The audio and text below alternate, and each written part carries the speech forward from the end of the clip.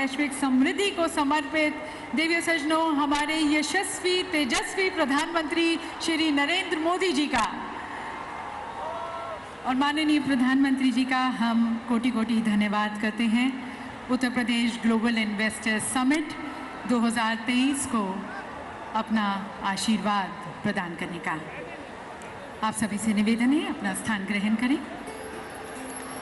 और इस सभागार में उपस्थित हमारे सभी सम्माननीय अतिथिगण का, हमारे सभी इन्वेस्टर्स का, global as well as domestic investors का हम हार्दिक स्वागत करते हैं उत्तर प्रदेश में और उत्तर प्रदेश के ग्लोबल इन्वेस्टर्स समिट में। एक ऐसे प्रदेश में और एक ऐसे समिट में जहां पर आपके सपने मिलेंगे विकास से, जहां पर आपके व्यवसाय को मिलेगी एक नई गति, एक नई रफ्तार और जहां पर आपके निवेश को यकीनन मिलेगा रिटर्न ऑन इन्वेस्टमेंट।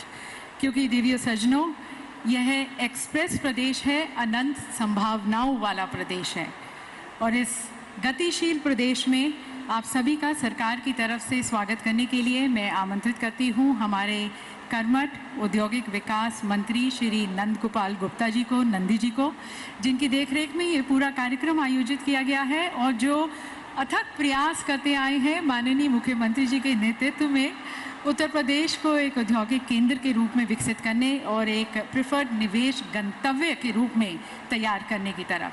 तालियों के साथ स्वागत है श्री नंद गोपाल गुप्ता जी का, जिन्हें हम लोकप्रिय रूप से नंदी के नाम से जानते हैं। उनसे निवेदन उनके स्वागत संबोधन के लिए।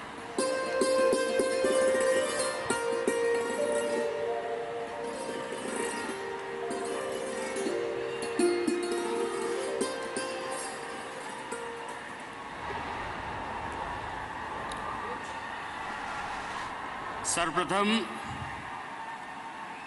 निवेश के महाकुंभ एवं उत्तर प्रदेश की समृद्धि के महोत्सव ग्लोबल इन्वेस्टर समिट 2023 के उद्घाटन के कार्यक्रम में जनसेवा, सुशासन और अपनी विजनरी दृष्टि से वैश्विक मंच पर भारत को एक नई पहचान दिलाने वाले हम सबके अगुआ, प्रेरणा स्रोत, देश के यशस्वी प्रधानमंत्री आदरणीय श्री नरेंद्र मोदी जी का हार्दिक स्वागत और अभिनंदन करता हूं।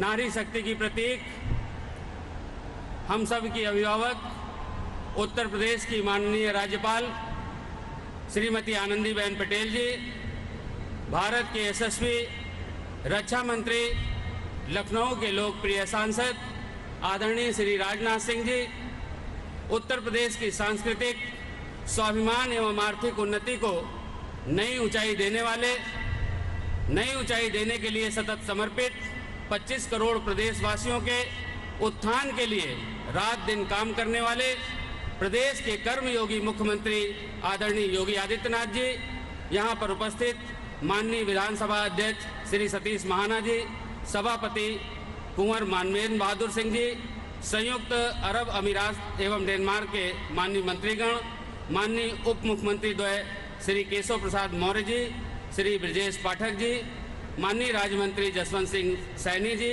प्रदेश सरकार के हमारे सभी सहयोगी माननीय मंत्रीगण, मुख्य सचिव दुर्गा शंकर मिश्रा जी, IIDC श्री अरविंद कुमार जी, उद्योग जगत की जानी मानी हस्तियों का, देश दुनिया के कोने कोने से आए हुए सम्मानित डेलीगेट्स, सरकार के सभी वरिष्ठ अधिकारियों, मीडिया के साथियों, मैं आप सभी का हार्दिक स्वागत और अभिनंदन करता हूं अपनी ओर से, अपनी सरकार की ओर से और सरकार के मुखिया योगी आदित्यनाथ जी की ओर से आप सभी का हार्दिक स्वागत और अभिनंदन करता हूं। हम सब का परम सौभाग्य है कि जब माननीय प्रधानमंत्री जी के यशस्वी नेतृत्व में भारत को G20 की अध्यक्षता का गौरव प्राप्त हो रहा है। पूरा भारतवर्ष इस उपलब्धि से गदगद है। सभी के मन में माननीय प्रधानमंत्री जी के लिए एक ही भाव उठता है कि मोदी जी की रूह में जज्बा है जब ईमान का, मोदी जी की रूह में जज्बा है जब ईमान का, क्यों न फिर डंका बजे दुनिया में हिंदुस्तान का, क्यों न फिर डंका बजे दुनिया में हिंदुस्तान का। अभी हाल ही में अमृतकाल का पहला बजट, जन कल्याणकारी बजट प्रस्तुत किया गया। ऐसे स्वर्णिम कालखंड में उत्तर प्रदेश को एक ऐसे आयोजन की मेजबानी का शुभ अवसर प्राप्त हो रहा है जो भारत की आत्मा के मौलिक विचार वसुधैव कुटुंबकम की बुनियाद पर आधारित है। आज के इस कार्यक्रम में United kingdom, Japan, Australia, Italy सहित 10 देशों के सम्मानित प्रतिनिधि पार्टनर कंट्री के रूप में उपस्थित हैं। माननीय प्रधानमंत्री जी, इस कार्यक्रम की पृष्ठभूमि में आपकी वैश्विक सोच की प्रेरणा समाहित है। जीआईएस में निवेशकों को आमंत्रित करने के लिए माननीय मुख्यमंत्री जी के नेतृत्व में उत्तर प्रदेश के सभी 75 जनपदों में, देश के सभी बड़े महानगरों में, दुनिया के 16 देशों और 21 सिटीज में रोड शो के आयोजन हुए।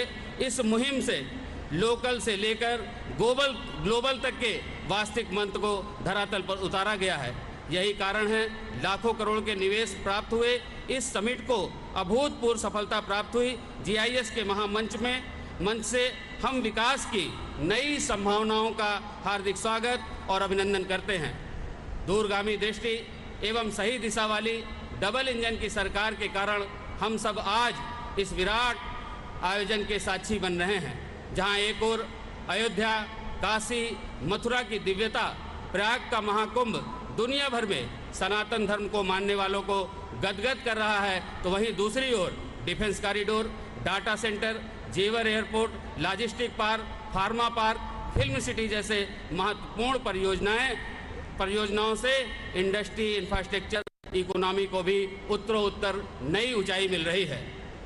हम सांस्कृतिक विकास और आर्थिक तरक्की दोनों ही मोर्चों पर एक साथ आगे बढ़ रहे हैं। देश और दुनिया की प्रतिष्ठित कंपनियों के आगमन से प्रदेश की अर्थव्यवस्था को नई मजबूती मिलेगी और रोजगार के करोड़ों नए अवसर प्राप्त होंगे।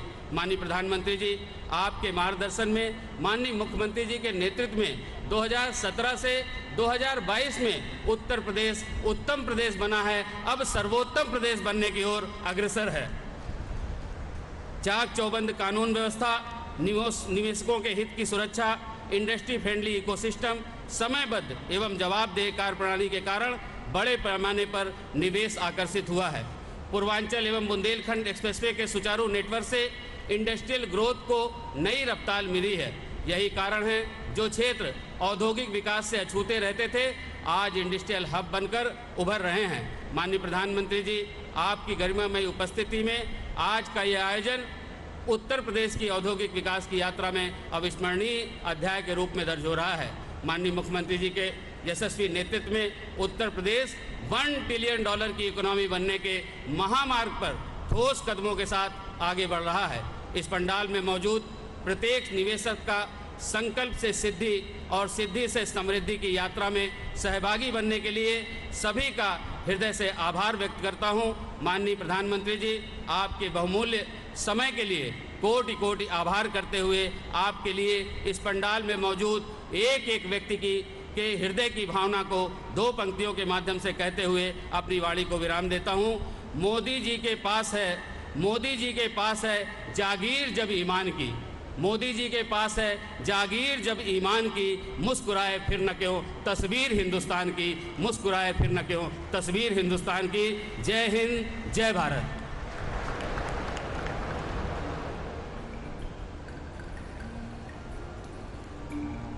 बहुत बहुत धन्यवाद माननीय मंत्री जी।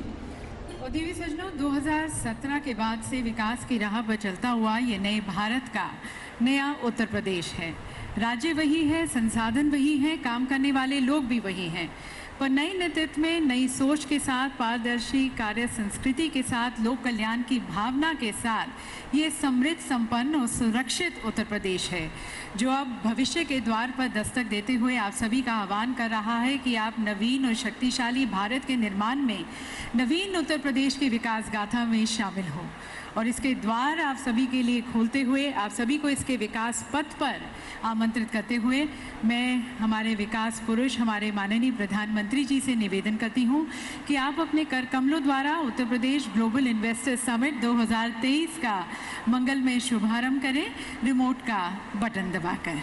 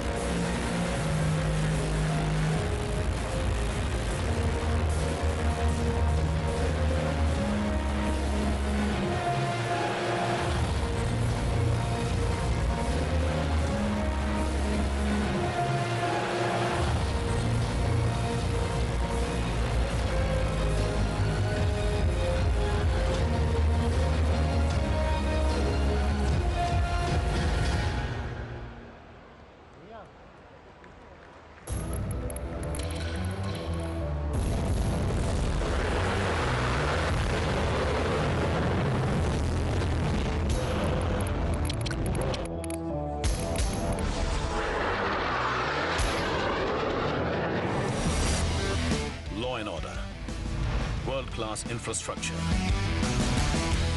enabling policy framework, business-friendly governance.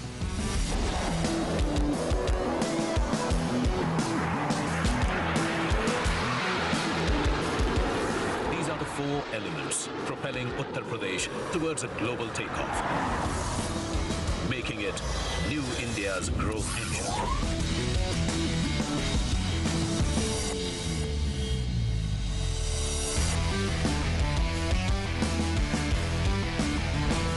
Following the growth principles laid down by India's visionary Prime Minister Shri Narendra Modi, Uttar Pradesh is on its way to becoming the most preferred investment destination for global investors and industrialists. One of the fastest growing Indian states, UP ranks high in ease of doing business with zero tolerance policy against crime and corruption. Known for its cultural vibrance, value system and 250 million populace, UP is not only India's single largest consumer market, but also a bountiful supplier of skilled human resources. The state has a vast land bank and robust policies to ensure the availability of land for investors to do business. A number of sector-specific industrial parks are being developed. Blessed with natural resources, fertile land and perennial rivers, the state offers tremendous opportunities in agro, food processing, dairy and textiles manufacturing sectors. With 96 lakh MSMEs, Uttar Pradesh is Digital India's biggest hub of mobile manufacturing, an emerging data center hub, pharma and educational hub.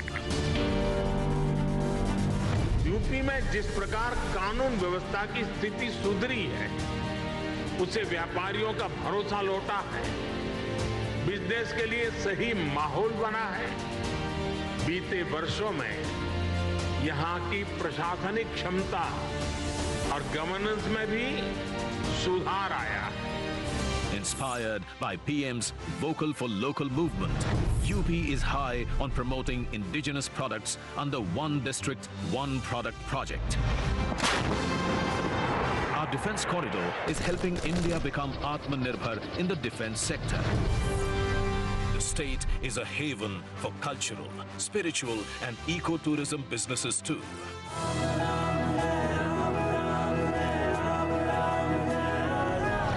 Overcoming the challenge of being landlocked, UP's dedicated freight corridors, inland waterways, expressways and airports provide quick, cost-effective, multimodal logistics solutions for the movement of manufactured goods around the global market. World-class, power-rich infrastructure with 9 operational and 10 upcoming airports, 4-lane interstate highways and the futuristic rapid rail transport system shall make every nook and corner of the state easily accessible for the world, thus opening up entire state for investment, including the Purvanchal and Bundelkhand areas. To ensure an investor-friendly ecosystem based on transparency and trust, the government of Uttar Pradesh has come up with Invest UP 2.0, a comprehensive investor services framework under which a single-window MOU monitoring portal, Nivesh Sarathi, has been developed to provide one-stop solutions for investors. The state government has formulated New Industrial Investment and Employment Promotion Policy 2022 and more than 25 sectoral policies to attract investments in various focus sectors.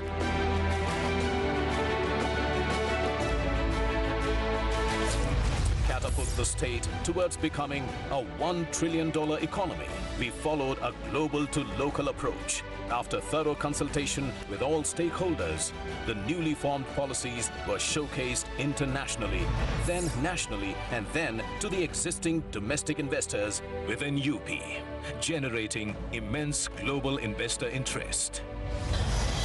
Today, the Uttar Pradesh Global Investors Summit 2023 brings together policymakers, corporate leaders, business delegations, academia, think tanks, and leaders from across the globe to collectively explore business opportunities and forge global investment ties in Uttar Pradesh. Opportunities shall also spike employment opportunities for the state's young and skilled workforce. As India enters its Amrit Kaal, the golden period of independence, the government of Uttar Pradesh, under the guidance of our Honorable Prime Minister Shri Narendra Modi, ensures you all of the most conducive business environment and a vibrant ecosystem for sustainable growth that shall play a pivotal role in India's journey to become a $5 trillion economy. Come aboard on our global takeoff to become the most favored business destination.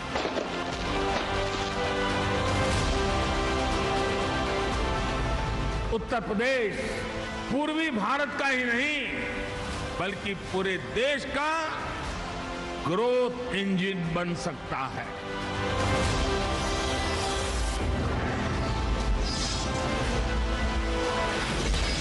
Uttar Pradesh, New India's growth engine. ये नया उत्तर प्रदेश है विकास की राह पर चलता हुआ। और यहाँ पर माननीय प्रधानमंत्री जी की कविता की कुछ पंक्तियाँ बोलना चाहेंगे जो बहुत सटीक बैठती हैं उत्तर प्रदेश के विकास की तरफ। आसमान में सिर उठाकर घने बादलों को चीरकर रोशनी का संकल्प ले, अभी तो सूरज उगा है। विश्वास की लौ जलाकर विकास का दीपक लेकर सपनों को साकार करने, अभी तो सूरज उगा है। तो अभी तो नए उत्तर प्रदेश का सूरज उगा है और यकीनन आप सभी के साथ प्रयास के साथ और विश्वास के साथ ये और अलौकिक होगा और प्रकाशमय होगा। और इसी साथ और सहयोग की मनोकामना के साथ अब हम आमंत्रित करते हैं हमारे लीडिंग इंडस्ट्रियलिस्ट, हमारे लीडिंग इन्वेस्टर्स के विचारों को। और सबसे पहले मैं निवेदन करना चाहूँगी, आमंत्रित करती हूँ डॉक्टर कुमार मंगलम बिरला जी को, चेयरमैन आदित्य बिरला ग्रुप। उन्हें तालियों के साथ, शुभकामनाओं के साथ मंच पर स्वागत करते हैं। आप जानते होंगे कि 2023 में अभी हाल ही में उन्हें पद्म भूषण से सुशोभित किया गया है। Inviting doctor Kumar Mangalam Birla ji.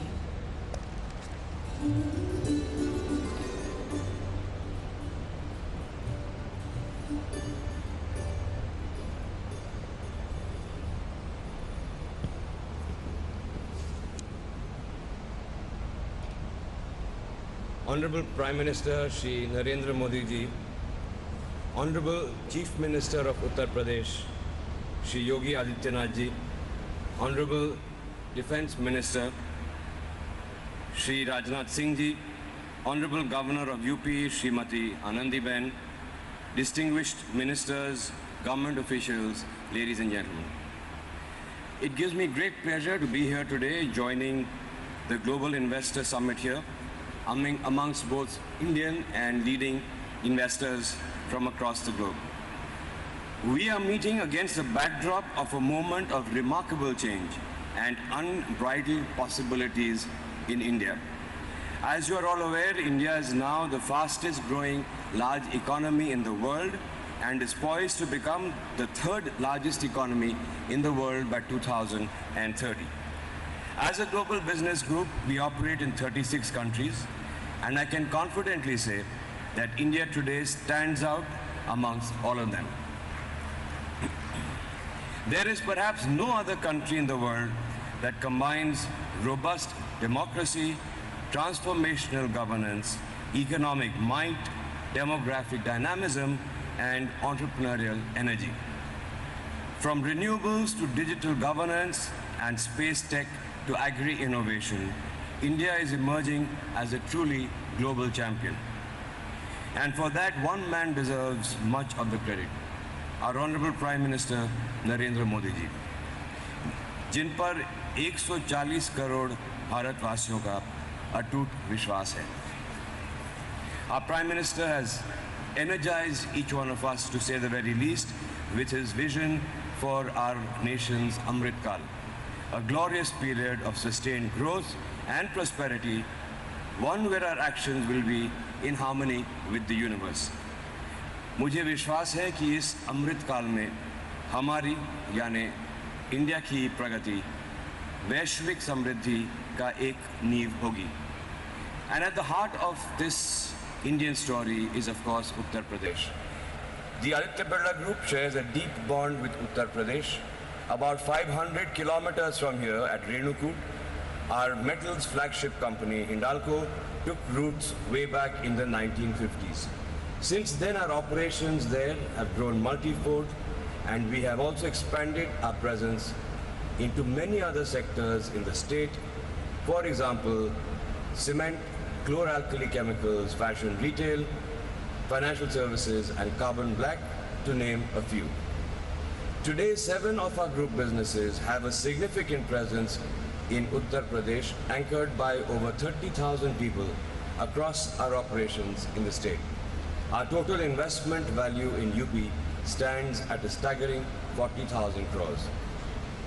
It is heartening for me to see as an investor Uttar Pradesh undergo a metamorphosis in the last few years under the leadership of Honorable Chief Minister Shri Yogi Adityanath ji and under the guidance of Honorable Prime Minister Shri Narendra Modi ji. इस संदर्भ में कुछ मुझे आदरणीय प्रधानमंत्री जी के एक वक्तव्य का एक अंश याद आता है जो काफ़ी वायरल भी हुआ था. आपने सर कहा था यूपी प्लस योगी बहुत है अब उपयोगी.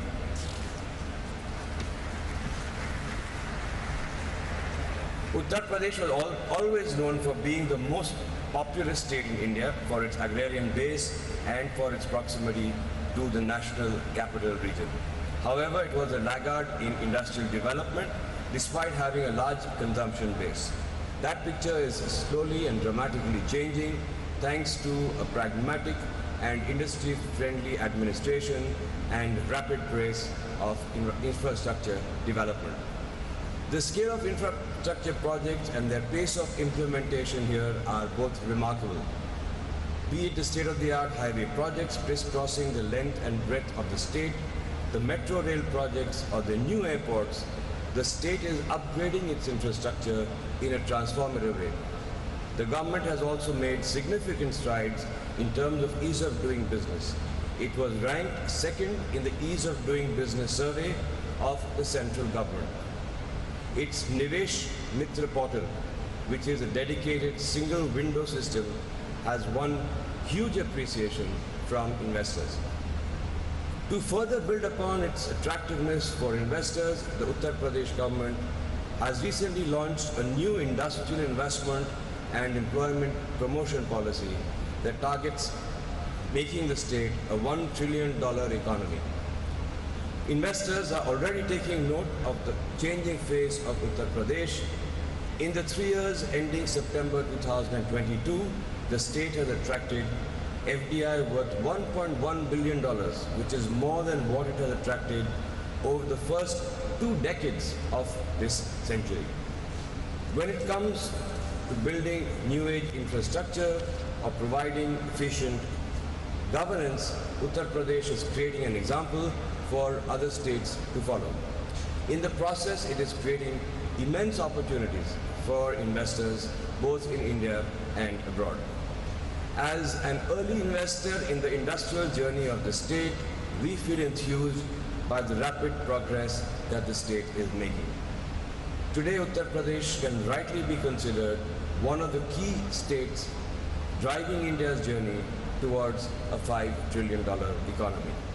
And therefore, we are committing further investments to the tune of rupees 25,000 crores across our businesses: cement, metals, chemicals, financial services, and renewable energy.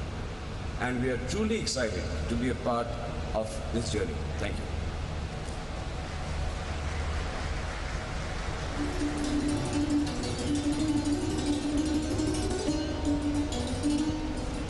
Thank you, sir, for sharing with us the impressive footprints which you have casted here and the further futuristic plans you have. And now, ladies and gentlemen, inviting another iconic business leader, Chairman Reliance Industries, Shri Mukesh Ambani ji, who has in fact been leading various game-changing ventures in the country. Shri Mukesh Ambani, Chairman Reliance Industries.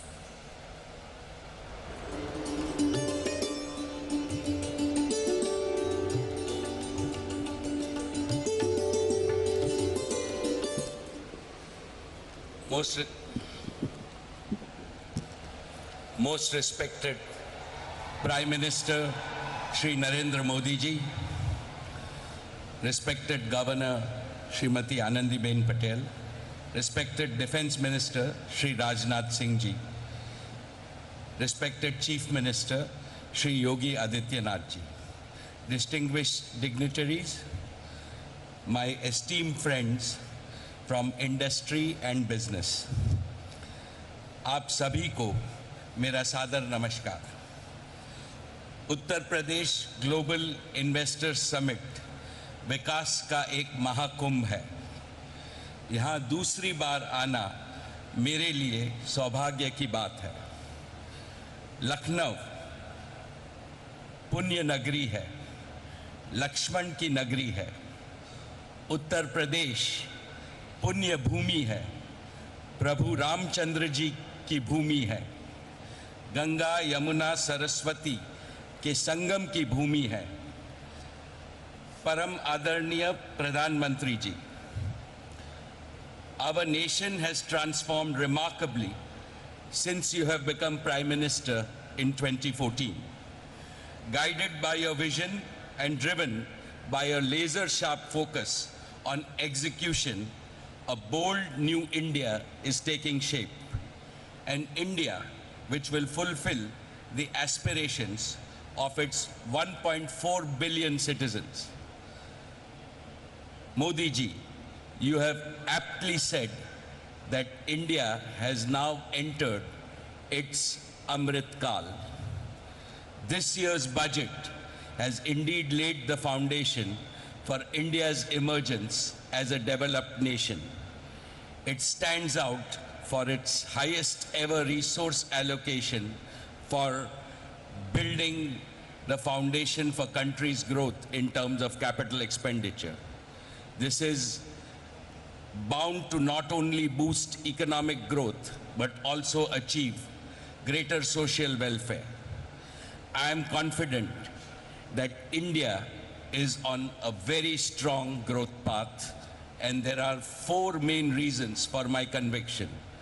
First, Indians are embracing technology at a rate unseen even in the developed world. For example, as we speak, this year, 2023, India is rolling out the fastest 5G network through the length and breadth of our country. Second, India has the world's largest population of youth.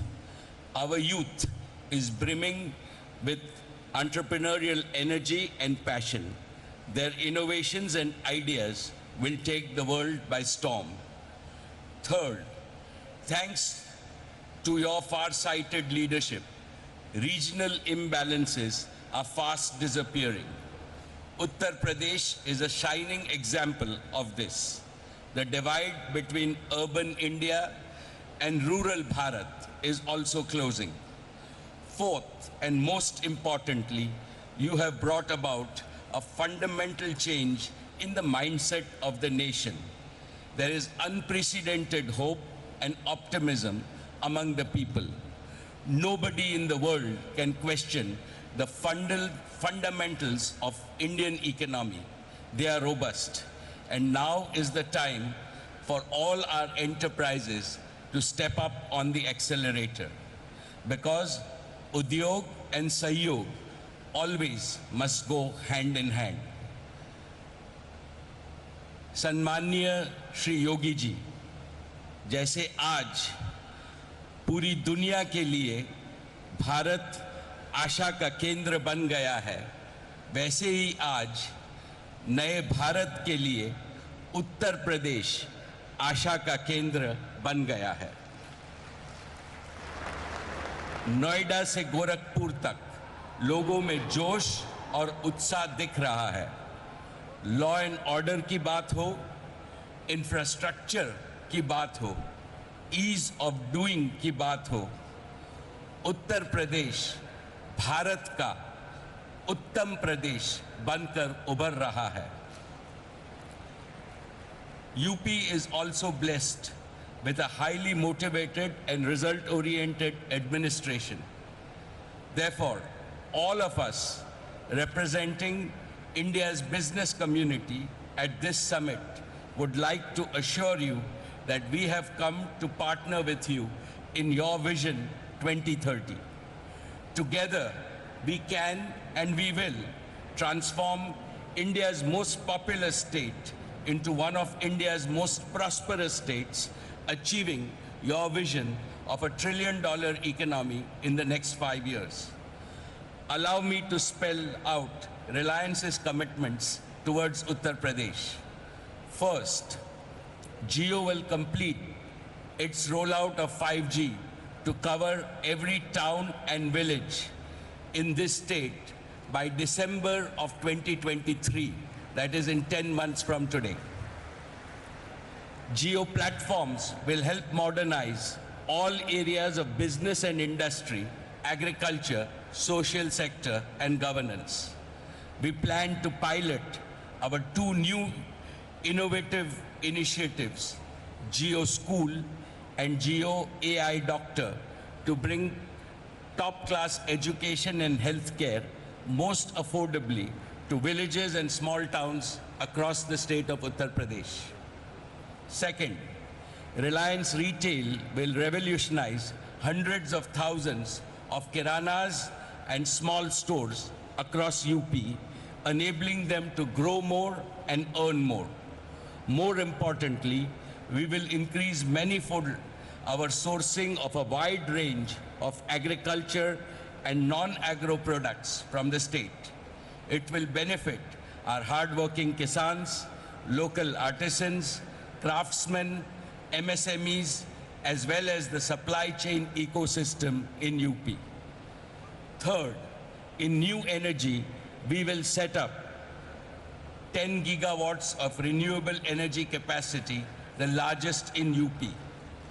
We will also start an ambitious new bioenergy business. Reliance के bio energy उद्योग से UP के किसानों को बहुत बड़ा लाभ होगा। हमारे किसान अन्नदाता तो है ही, अब ऊर्जादाता भी बनेंगे। इसके अलावा सॉलिड वेस्ट मैनेजमेंट में सुधार होगा और पर्यावरण शुद्ध होगा। Fourth, our philanthropic arm, Reliance Foundation, is contributing to the success of Pradhan Mantri Ji's Namami Gange mission. It will continue to engage with partners and government in its mission to transform lives and livelihoods in the state. In a nutshell, Reliance will continue to work for UP, Ji Jaan se, and we always back our words with action. When I last visited the summit in 2018, Reliance was just beginning its journey in Uttar Pradesh, and I had committed to Yogi ji that Reliance would be a reliable partner to Uttar Pradesh. True to our word, from that day till now, we have invested 50,000 crores in Uttar Pradesh. Our businesses have not only been growth multipliers as they enable several sectors of the economy to grow, but also employment multipliers. Our investments have generated over 80,000 direct and indirect jobs in the state. Today, I am happy to announce that we plan to invest an additional 75,000 crores in UP over the next 4 years across Jio, retail, and renewable businesses. These new investments will create an additional over 1 lakh jobs in the state. Uttar Pradesh का स्वर्णिम युग शुरू हुआ है। सभी UP वासियों को मेरी हार्दिक शुभकामनाएं I wish this summit and the state all the success. बहुत बहुत धन्यवाद. Thank you.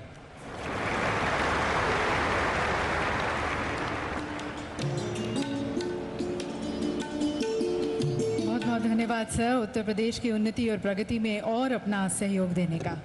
और अब देवीय सज्जनों, आमंत्रित करते हैं हमारे अगले आइकॉनिक बिजनेस लीडर को, जिन्हें लोग पॉपुलरली मैराथन मैन के नाम से भी जानते हैं और जिन्हें वर्ष 2022 में पद्म भूषण से सुशोभित किया गया था और जो देश के सबसे बड़े और सबसे पुराने बिजनेस हाउस को लीड कर रहे हैं, chairman Tata sons Shri N Chandrasekaran ji.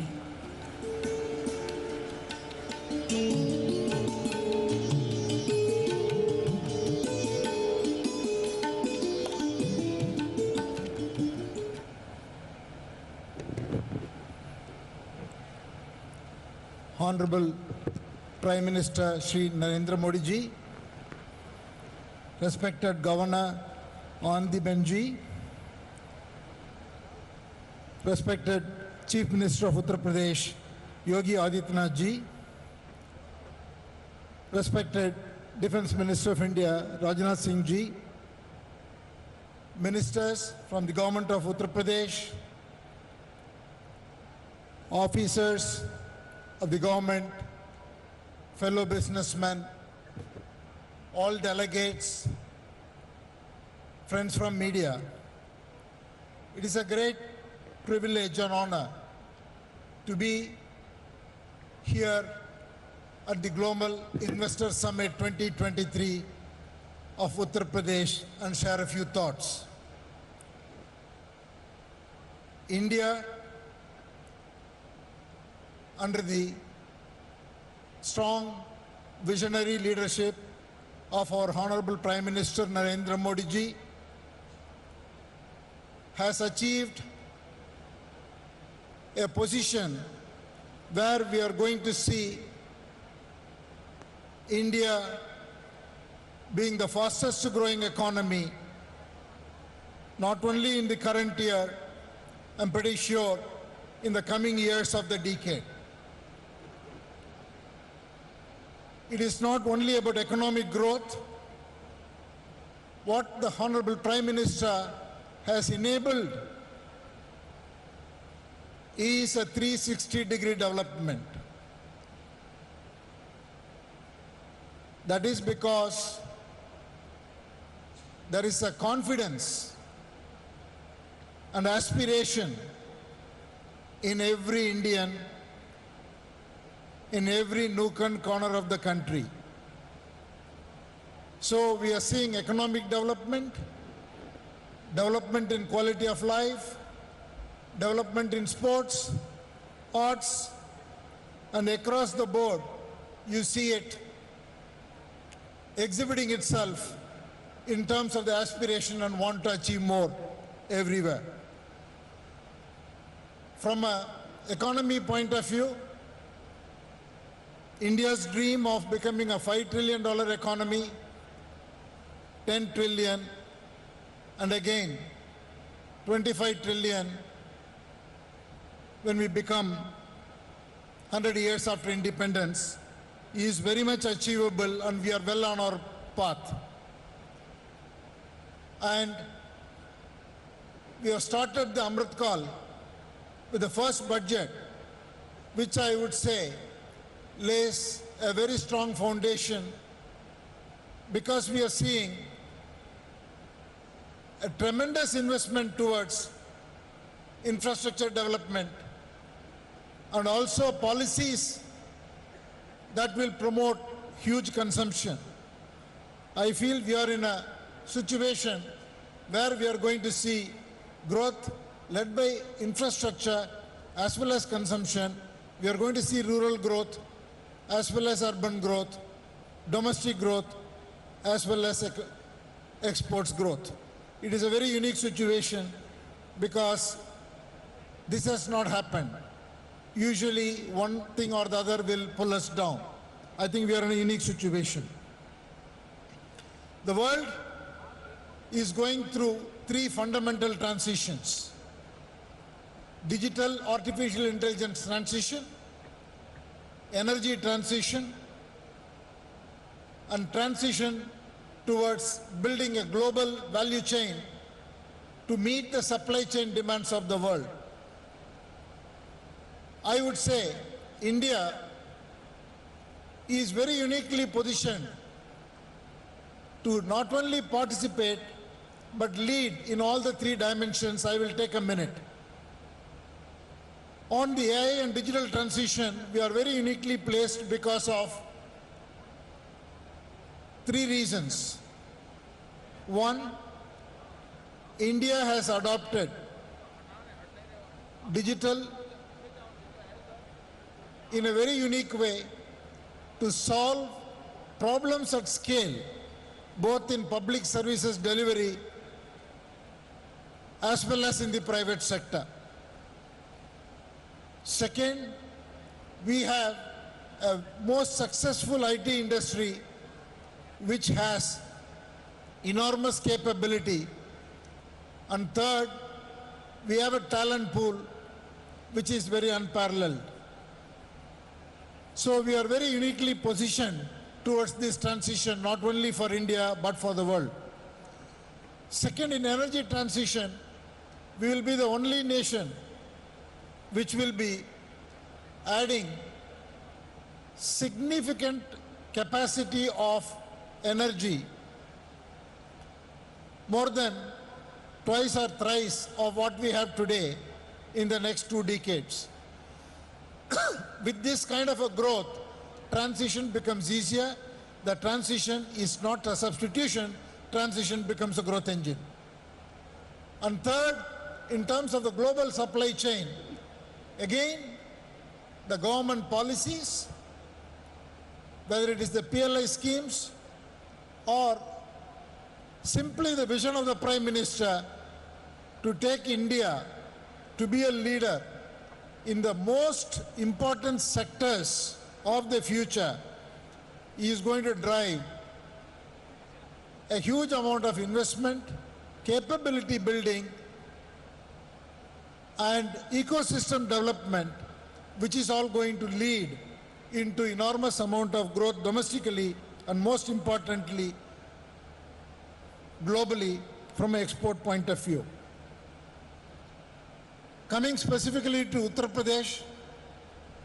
Pradesh is already the 3rd largest state in the country, and from the current 230 billion, it is absolutely well placed to capitalize on the trends and become a $1 trillion economy when India will be a 5 trillion and again become a $2 trillion economy by the time India reaches 10 trillion. There are 3 or 4 sectors which are very suitably placed. One is agriculture. Already UP has a very strong presence. It is the largest producer of oilseeds. It's among the top 3 in terms of wheat, sugarcane, fruits, vegetables, and pulses. And it is so uniquely advantageous that 87% of the sown area is fully irrigated, which is significantly higher than the national average of 50%. By applying the technology of the modern industrial era, UP can dramatically increase productivity in its agricultural sector. The manufacturing sector presents another opportunity because UP is much below the national average or below the other states. UP only gets 12% contribution from this sector. With the tremendous focus on infrastructure development and the value chain opportunity that is presented globally, UP has a fantastic opportunity to increase its share from manufacturing by focusing on advanced manufacturing, precision electronics, semiconductors, assembly and testing, defense and aerospace, pharmaceuticals, all of this are going to happen in this coming decade, and UP, with its vast land and progressive policies and infrastructure, can capitalize. Third area is tourism. Already UP is the largest in terms of attracting foreign visitors. Close to 5 million tourists from abroad visit UP. UP is most uniquely positioned because of its history, because of the UNESCO heritage sites, 24 wildlife sanctuaries, and Varanasi, the Jyotirling, and a number of religious places which are of huge significance both for domestic tourists and for international tourists.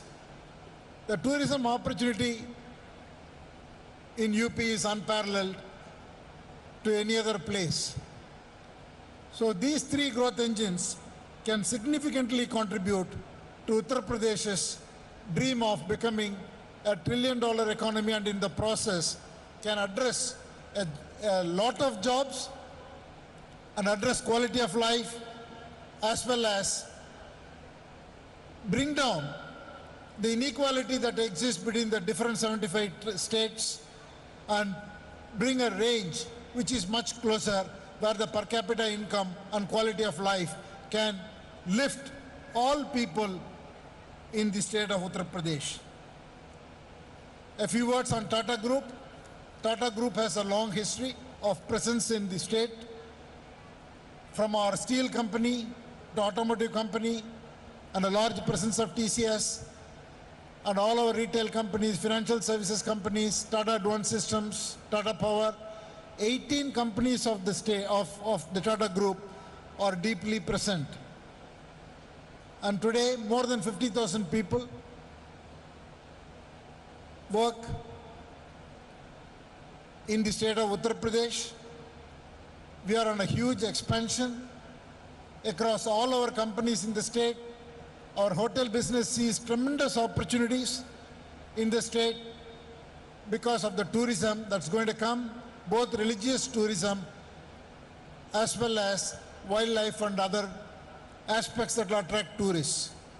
Air India has a detailed plan to connect every part of UP to the rest of India and potentially to the important destinations of the world. And we are already having huge investments in Noida, both from a TCS point of view and also from Air India point of view. And I'm happy to say that we are going to build an integrated multimodal air cargo through Air India sets with our partner Zurich Airport in the new Jawahar Airport. So the group is very committed and sees a tremendous opportunity, and I want to express our gratitude to the phenomenal leadership that is being provided by the Honorable Chief Minister under the vision of our Prime Minister for clean governance, huge infrastructure development, as well as an atmosphere which is so much business friendly. I wish the summit a grand success, and thank you for giving me this opportunity.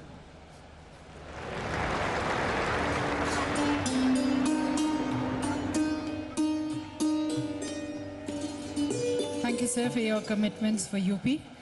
और दिव्य सज्जनों, हिंदुस्तान का और Asia का सबसे बड़ा airport उत्तर प्रदेश में जेवर में बनने जा रहा है, और इससे उत्तर भारत का ये प्रवेश द्वार साबित होगा और साथ साथ ये उत्तर प्रदेश को ग्रोथ सेंटर के रूप में स्थापित करेगा। इसका निर्माण किया जा रहा है ज़ूरिक एयरपोर्ट एशिया के द्वारा, भारत सरकार और उत्तर प्रदेश सरकार के सहयोग से हमारे साथ श्री डैनियल बर्चर हैं, CEO ज़ूरिक एयरपोर्ट एशिया। उन्हें मैं आमंत्रित करती हूँ। I request and invite Shri Daniel Bircher, the CEO of Zurich Airport Asia, to kindly address this August gathering.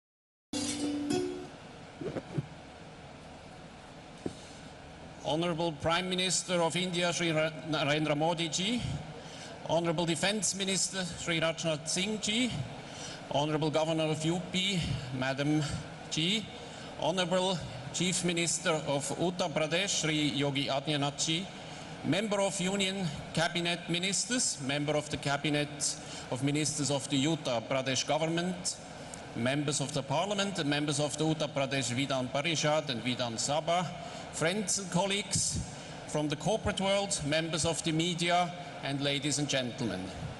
It is indeed a great honor to be here and addressing this August gathering today. Zurich Airport has been a long-standing partner with India. Having developed and built Bengaluru Airport almost 2 decades ago, we have assessed many other projects along the way, and today we are well on course to deliver a new gateway for Uttar Pradesh, the Noida International Airport. Alongside India, Zurich Airport will celebrate its 75th anniversary this year. And we are putting together all our years of experience and our global expertise spanning across 3 continents into making the Noida International Airport an aviation landmark of which the state of UP and the nation can be proud. I would like to congratulate the Honorable Prime Minister and the Honorable Chief Minister for the world-class infrastructure that they have developed for the state of Uttar Pradesh. No state has perhaps done as much as UP in recent years to encourage investment in the state. The fact that the who is who of the Indian entrepreneurs and global investors are present here today is a testament to this. Our own experience in the state of Uttar Pradesh has been nothing short of excellent. We are one of the largest foreign investors in the state today, and it's not just our investment. Noida International Airport is accelerating investments from world-class partners, be it for the development of a fuel farm, for a multimodal cargo hub together with the Tata Group, an airport hotel, catering facilities, and this is just the beginning. Noida International Airport will be a lighthouse project that will pave the way for greater investments in the state. An airport is not just a place where one catches flights.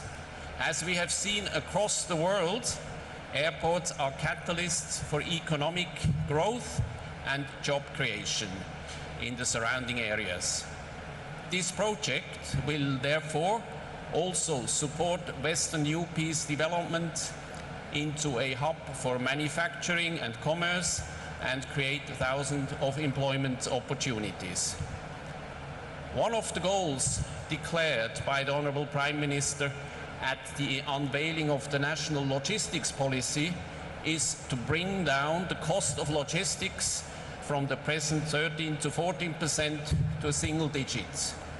The upcoming multimodal cargo hub at Noida Airport will be a big contributor in bringing down logistic costs for the region. Alongside that, it will help to stimulate growth in trade and manufacturing in the state of Uttar Pradesh. The Honorable Chief Minister, Shri Yogi Adityanath ji, has been the driving force behind the development of Noida International Airport.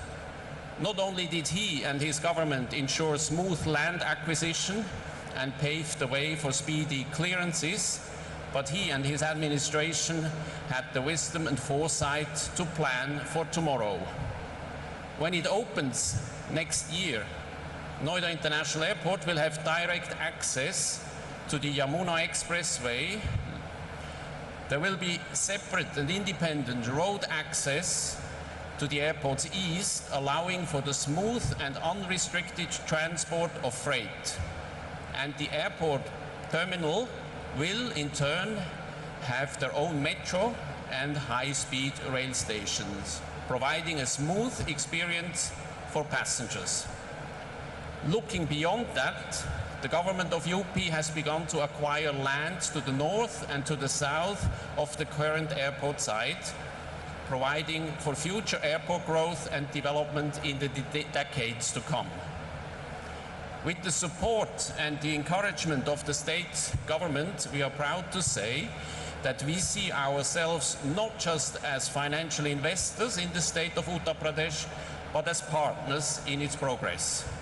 Noida International Airport is a shining example of a public-private partnership in action, and we are delighted to have the government of Uttar Pradesh as public partners. Together, we will be developing a world-class airport in Noida, a modern, digitally enabled airport that will not only be welcoming and easy to use, but also sustainable. An airport that is very much at home in Western Uttar Pradesh and reflects the region's rich architectural heritage. Noida International Airport will be a true blend of Swiss efficiency and Indian hospitality. On behalf of Zurich Airport, I take this opportunity to thank you, Honorable Prime Minister Shri Narendra Modi ji, Honorable Chief Minister Shri Yogi Adityanath ji, for your support, your encouragement, your partnership. Honorable dignitaries, distinguished guests, ladies and gentlemen, I look forward to welcoming you as our guests and our partners at Noida International Airport in 2024. Dhanyavad.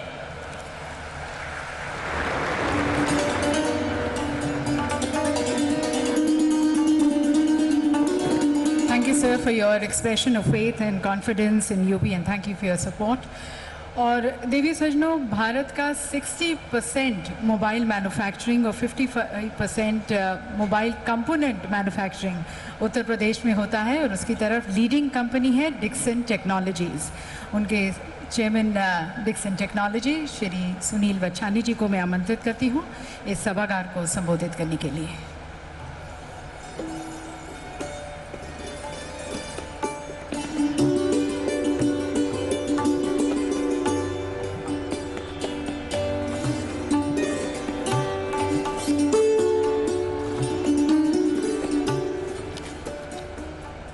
Honorable Prime Minister Shri Narendra Modi ji, Honorable Defence Minister Shri Rajnath Singh ji, Honorable Chief Minister Shri Yogi Adityanath ji, Honorable Governor Ms. Patel, Ministers from Denmark and UAE and other ministers from UP. On behalf of Dixon and the mobile manufacturing industry, it's my proud privilege to talk to you about our journey in UP. This journey started with just a single factory for manufacturing televisions. And in a very short period of time, I'm very happy to say that now Dixon has almost 8 state-of-the-art factories in UP, employing more than 10,000 people and manufacturing a wide range of products, which includes televisions, mobile phones, LED lighting, and many other products. I think it's not only for Dixon that UP has become the #1 state. You just heard that almost 65% of the mobiles sold in the country are manufactured in UP. Almost 40% of LED lighting products which are sold in the country are manufactured in UP. And this is the story for many, many other electronics and consumer electronic products. And I must say that this would not have been possible for the very proactive and dynamic policies of the UP government under the leadership of our Chief Minister. We at Dixon are very happy to announce on the Investor Summit that we are opening 3 more centers of excellence for manufacturing in the state. The first for manufacturing consumer and telecom products, which will not only be made in India, but they'll be designed in India for the world. A factory for manufacturing smartwatches, wearables and hearables, again designed in the state and manufactured in the state for the world. And finally, India's single largest factory for manufacturing refrigerators, almost 1.2 million refrigerators a year in Greater Noida. Once these factories are operational, they'll create job opportunities, almost 10,000 people. Finally, just to reflect of the mood in the industry, I think there is huge optimism and positivity in the industry today. There was a time when India was importing almost all its requirements for electronics into the country.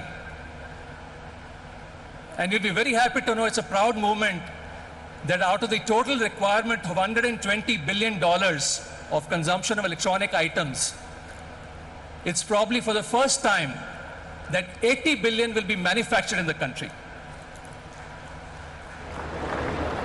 Let's look at the story of mobile phone manufacturing.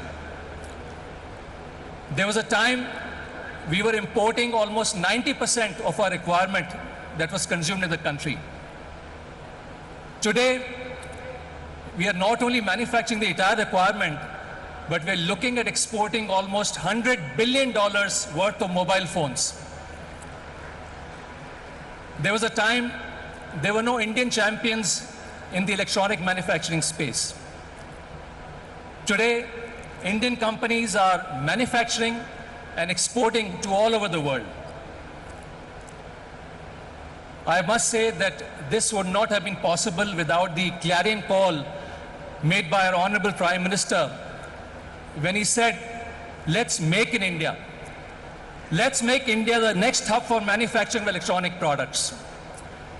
Honorable Prime Minister, I would like to assure you that we in the industry will not rest until we make India the next hub for manufacturing of these products. Finally, I'd like to end with a couplet which I think reflects the mood in the nation and the industry. And it says, अभी जिंदगी की असली उड़ान बाकी है, अभी जिंदगी में कई इम्तिहान बाकी हैं, अभी तो नापी है जमीन हमने, अभी पूरा आसमान बाकी है. Thank you so much.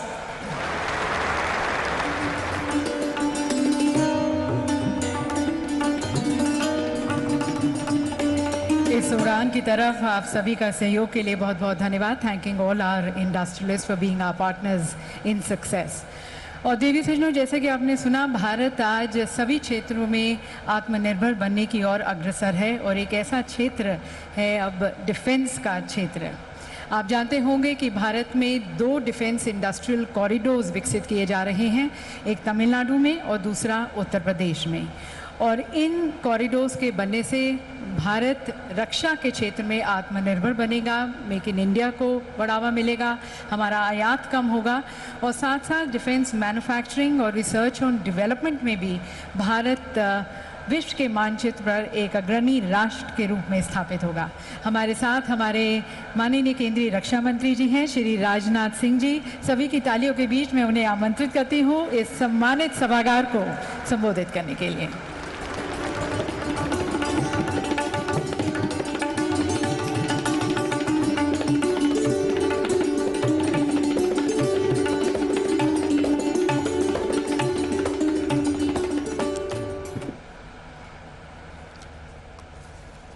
अंतर्राष्ट्रीय जगत में भारत की प्रतिष्ठा बढ़ाने वाले हमारे भारत के यशस्वी प्रधानमंत्री आदरणीय नरेंद्र मोदी जी, उत्तर प्रदेश की राज्यपाल श्रीमती आनंदीबेन जी पटेल, उत्तर प्रदेश के कर्मठ मुख्यमंत्री श्रीमान योगी आदित्यनाथ जी, हमारे deputy chief minister Shri Keshav Prasad ji Maurya, Shri Brajesh ji Pathak, UAE और डेनमार्क के ऑनरेबल मिनिस्टर्स श्री मुकेश अंबानी जी, श्री कुमार मंगलम जी, श्री चंद्रशेखरन जी और बिजनेस कम्युनिटी के बहुत सारे यहाँ मौजूद स्टॉलवर्ड्स और बिजनेस जगत के अन्य प्रतिनिधिगण, यहाँ उपस्थित सम्मानित देवियों व सज्जनों एवं मेरे मीडिया के मित्रों, यह हम सभी के लिए बेहद हर्ष की बात है कि नए भारत के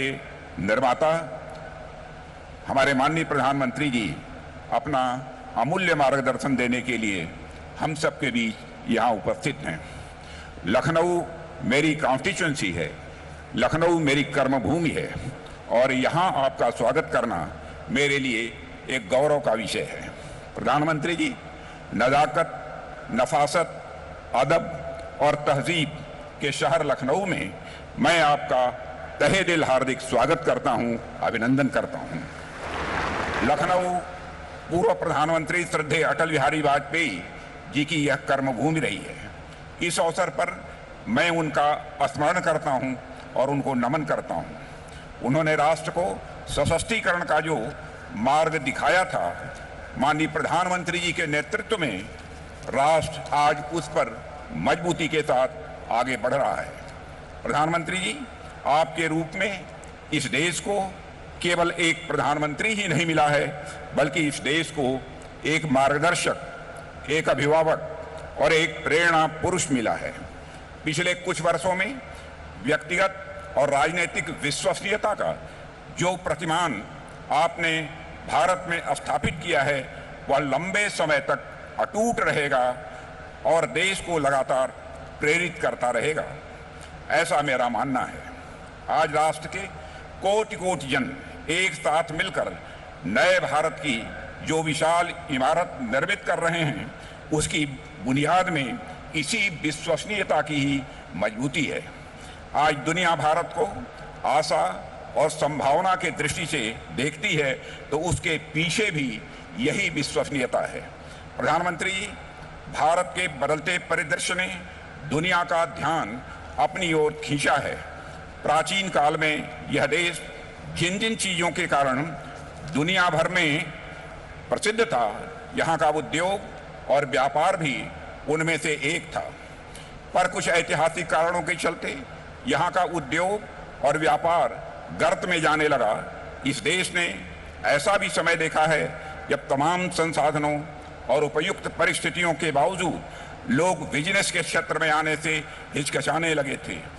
यानी स्यूडो सेकुलरिज्म, छद्म समाजवाद के नाम पर इंडस्ट्रियलिस्ट को न केवल आगे बढ़ने से रोका गया, बल्कि स्थापित उद्योगों को भी बड़ा नुकसान पहुंचाया गया।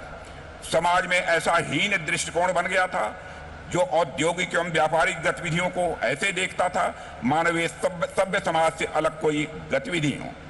पर पिछले कुछ वर्षों में चाहे वह राष्ट्र में नए नए आर्थिक सुधार हों, बिजनेस कम्युनिटी को प्रेरित और उत्साहित करना हो, यह दिखाते हैं कि बिजनेस कम्युनिटी के प्रति सरकार ने एक नई अप्रोच रखी है। पुराने और अप्रभावी नियम कानून जो इंडस्ट्री के लिए रेड टेप बन चुके थे, वर्तमान नेतृत्व में रेड कारपेट में वह बदल चुके हैं। आज बिजनेस कम्युनिटी को न केवल सम्मान और भरोसे की नजर से देखा जाता है, बल्कि वेल्थ क्रिएटर के रूप में सामाजिक विकास में उन्हें एक प्रमुख कंट्रीब्यूटर समझा जाता है। भारत की लगातार बढ़ती साख में हमारी बिजनेस कम्युनिटी का बहुत बड़ा योगदान है। देवियों व सज्जनों, यह महत्वपूर्ण बात है कि आज international monetary fund, world bank, domestic एवं ग्लोबल इन्वेस्टर्स कम्युनिटी भारत को भरोसे की निगाह से देख रही है। पर इससे भी महत्वपूर्ण बात यह है कि आज देश के नागरिकों में देश के नेतृत्व पर, देश की संभावनाओं और क्षमता पर एक नया भरोसा पैदा हुआ है। मोदी जी के मुख्यमंत्रित्व काल में गुजरात ने जो ऊंची विकास की दर हासिल की थी, वह पूरी दुनिया में चर्चा के साथ साथ रिसर्च का विषय बन गया था। अब जब मां गंगा के आदेश पर आपने उत्तर प्रदेश का हाथ थामा है तो कोई कारण नहीं कि यह उत्तर प्रदेश भी विकास और समृद्धि की वही रफ्तार न पकड़े जो किसी समय गुजरात ने पकड़ी थी। पिछले कुछ समय में उत्तर प्रदेश इन्वेस्टर्स के लिए एक अत्यंत भरोसेमंद डेस्टिनेशन के रूप में यह उत्तर प्रदेश उभरा है। प्रदेश के बहुत ही लगनशील और कर्मठ मुख्यमंत्री श्री योगी आदित्यनाथ के नेतृत्व में यूपी ने अपने नाम यानी अप को लगातार सार्थक किया है। अब यूपी मतलब हेल्थ अप, यूपी मतलब एजुकेशन अप, यूपी मतलब स्किल अप, यूपी मतलब इंफ्रास्ट्रक्चर अप, यूपी मतलब इन्वेस्टमेंट अप और यूपी मतलब इन्वेस्टमेंट का रिटर्न अप यह हो गया है। कुछ साल पहले स्थिति यह हो गई थी कि यूपी में इन्वेस्ट वेस्ट समझा जाने लगा था, पर आज यूपी में इन्वेस्ट बेस्ट समझा जाने लगा है। प्रधानमंत्री जी, आज दुनिया के बड़े बड़े आर्थिक विशेषज्ञों और इन्वेस्टमेंट फर्म्स का यह मानना है कि 21वीं शताब्दी आपके नेतृत्व और दिशा निर्देश में भारत की सदी बनने जा रही है। आज भारत विश्व में इन्वेस्टमेंट का मोस्ट अट्रैक्टिव डेस्टिनेशन बन चुका है। मेरा यह विश्वास है कि दुनिया की विकास की धुरी भारत की अर्थव्यवस्था बनेगी और उसमें उत्तर प्रदेश एक प्रभावी ग्रोथ इंजन की भूमिका निभाएगा। यूपी राइजिंग यानी अप राइजिंग और इंडिया राइजिंग एक ही सिक्के के दो पहलू हैं। देवियों व सज्जनों, आज की समिट में आप लोगों का पार्टिसिपेशन और पिछले कुछ समय में यूपी में हुआ अच्छा खासा इन्वेस्टमेंट इसका एक बहुत बड़ा प्रमाण है। नेतृत्व बदल जाने से कैसे पूरा परिदृश्य बदल जाता है, उत्तर प्रदेश समेत पूरा देश इसका जीता जागता उदाहरण है। पिछले 7-8 वर्षों में ऐसा नहीं है कि संसाधन बहुत बदल गए हों, ऐसा नहीं है कि लोग दूसरे आ गए हों। बावजूद इसके हमारा देश अगर इतना बदला है तो इसलिए क्योंकि नेतृत्व बदला है। आने वाले समय में उत्तर प्रदेश समेत पूरा राष्ट्र विकास का शिखर चूमेगा। राष्ट्र अपनी आभा से संपूर्ण विश्व को आलोकित करेगा, ऐसा मेरा विश्वास है। और इसका रास्ता इस तरह के इन्वेस्टर समिट से ही होकर गुजरता है। मैं इसकी सफलता की हृदय से शुभकामना देता हूं और एक बार फिर माननीय प्रधानमंत्री जी को अपने व्यस्ततम कार्यक्रम में से समय निकालकर और हम सबके मार्गदर्शन के लिए यहाँ पर उपस्थित होने पर मैं उन्हें धन्यवाद देता हूँ और आप सभी को धन्यवाद देते हुए यहीं पर अपना निवेदन समाप्त करता हूँ।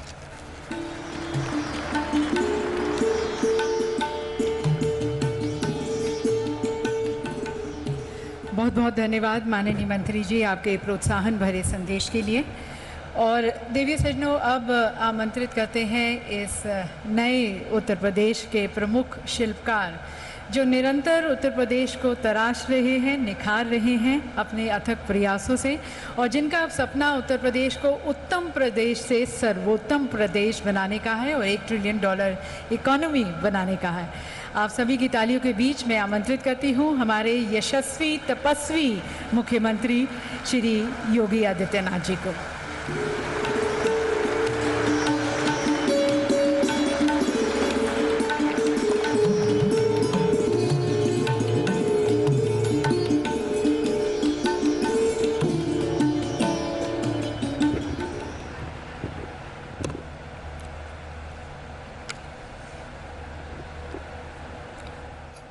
हम सबके मार्गदर्शक, देश के यशस्वी प्रधानमंत्री आदरणीय श्री नरेंद्र मोदी जी, प्रदेश के माननीय राज्यपाल श्रीमती आनंदीबेन पटेल जी, माननीय रक्षा मंत्री श्री राजनाथ सिंह जी, सभी केंद्रीय मंत्रीगण, डेनमार्क तथा यूएई के माननीय मंत्रीगण, प्रदेश सरकार में मेरे वरिष्ठ सहयोगी उप मुख्यमंत्री द्वय श्री केशव प्रसाद मौर्य जी, श्री ब्रजेश पाठक जी, मंत्रिमंडल के मेरे सभी सहयोगीगण, सभी यहां पर उपस्थित माननीय एम्बेसडर्स, उच्चायुक्तगण, देश और दुनिया के उद्योग जगत के सभी corporate leaders, policy makers, business delegations और सभी उपस्थित निवेशक बंधुओं, मैं आप सबका असीम संभावना वाले इस प्रदेश में उत्तर प्रदेश की 25 करोड़ जनता की ओर से आदरणीय प्रधानमंत्री जी का Uttar Pradesh global investor summit के आज के इस आयोजन में हृदय से स्वागत करता हूं, अभिनंदन करता हूं। हम सब जानते हैं उत्तर प्रदेश ने विगत 6 वर्ष के अंदर जो कुछ भी उपलब्धि हासिल करने की दिशा में प्रयास प्रारंभ किया है, आदरणीय प्रधानमंत्री जी के रिफॉर्म, परफॉर्म और ट्रांसफॉर्म के मूल मंत्र को अंगीकार करते हुए उनके नेतृत्व और मार्गदर्शन में ही उसे हासिल किया है।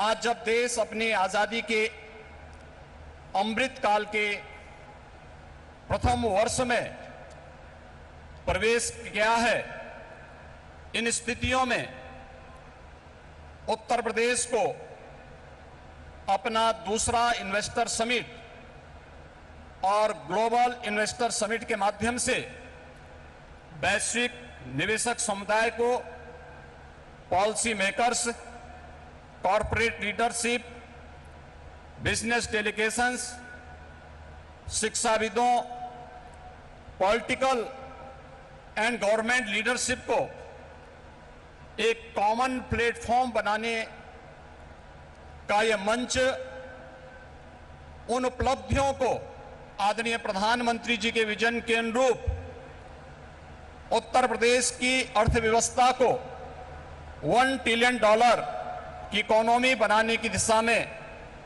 प्रयास का एक अभिन्न हिस्सा है।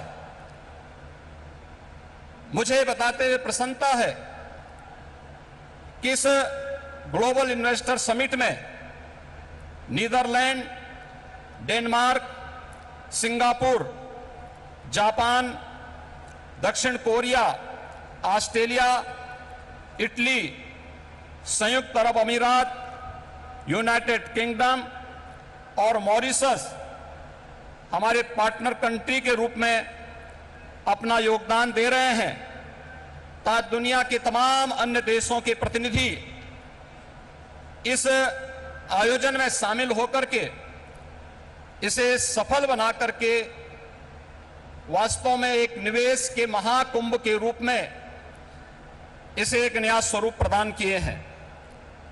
आदरणीय प्रधानमंत्री जी, ग्लोबल इन्वेस्टर समिट के लिए आपके मार्गदर्शन के उपरांत उत्तर प्रदेश के हमारे मंत्रिमंडल के समूह ने दुनिया के 16 देशों की 21 शहरों में रोड शो के आयोजन किए थे।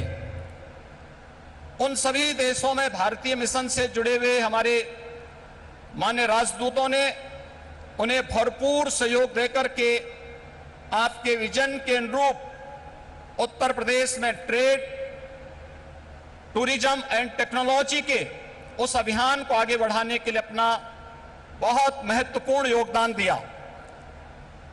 इसके साथ ही देश के 10 बड़े महानगरों में भी इन रोड शोज के आयोजन किए गए और आज जब यहां पर आपका मार्गदर्शन हम सबको प्राप्त होने वाला है, तो न केवल प्रदेश की राजधानी लखनऊ में 10,000 से अधिक यहां पर आए हुए उद्योग, देश के दुनिया के प्रमुख उद्योगपतियों, निवेशकों का बिजनेस डेलीगेशंस की उपस्थिति में, बल्कि उत्तर प्रदेश के सभी 75 जनपदों में भी ये कार्यक्रम एक साथ संचालित हो रहा है। सभी 75 जनपदों में ये कार्यक्रम एक साथ हम लोग आगे बढ़ाने का कार्य कर रहे हैं।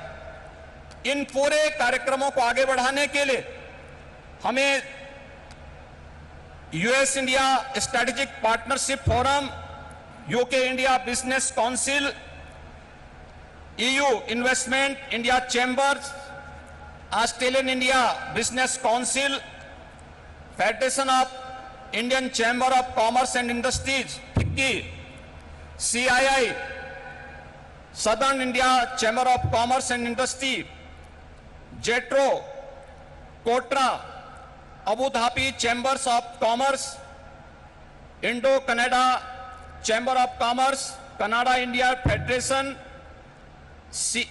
Indian industries association, PHD chamber of commerce, Laghu Bharati जैसी प्रमुख सभी व्यापारिक जो बिजनेस पार्टनर्स हैं, इन सब ने उत्तर प्रदेश सरकार के साथ सहयोगी बनकर के इन कार्यक्रमों को आगे बढ़ाने का कार्य किया है।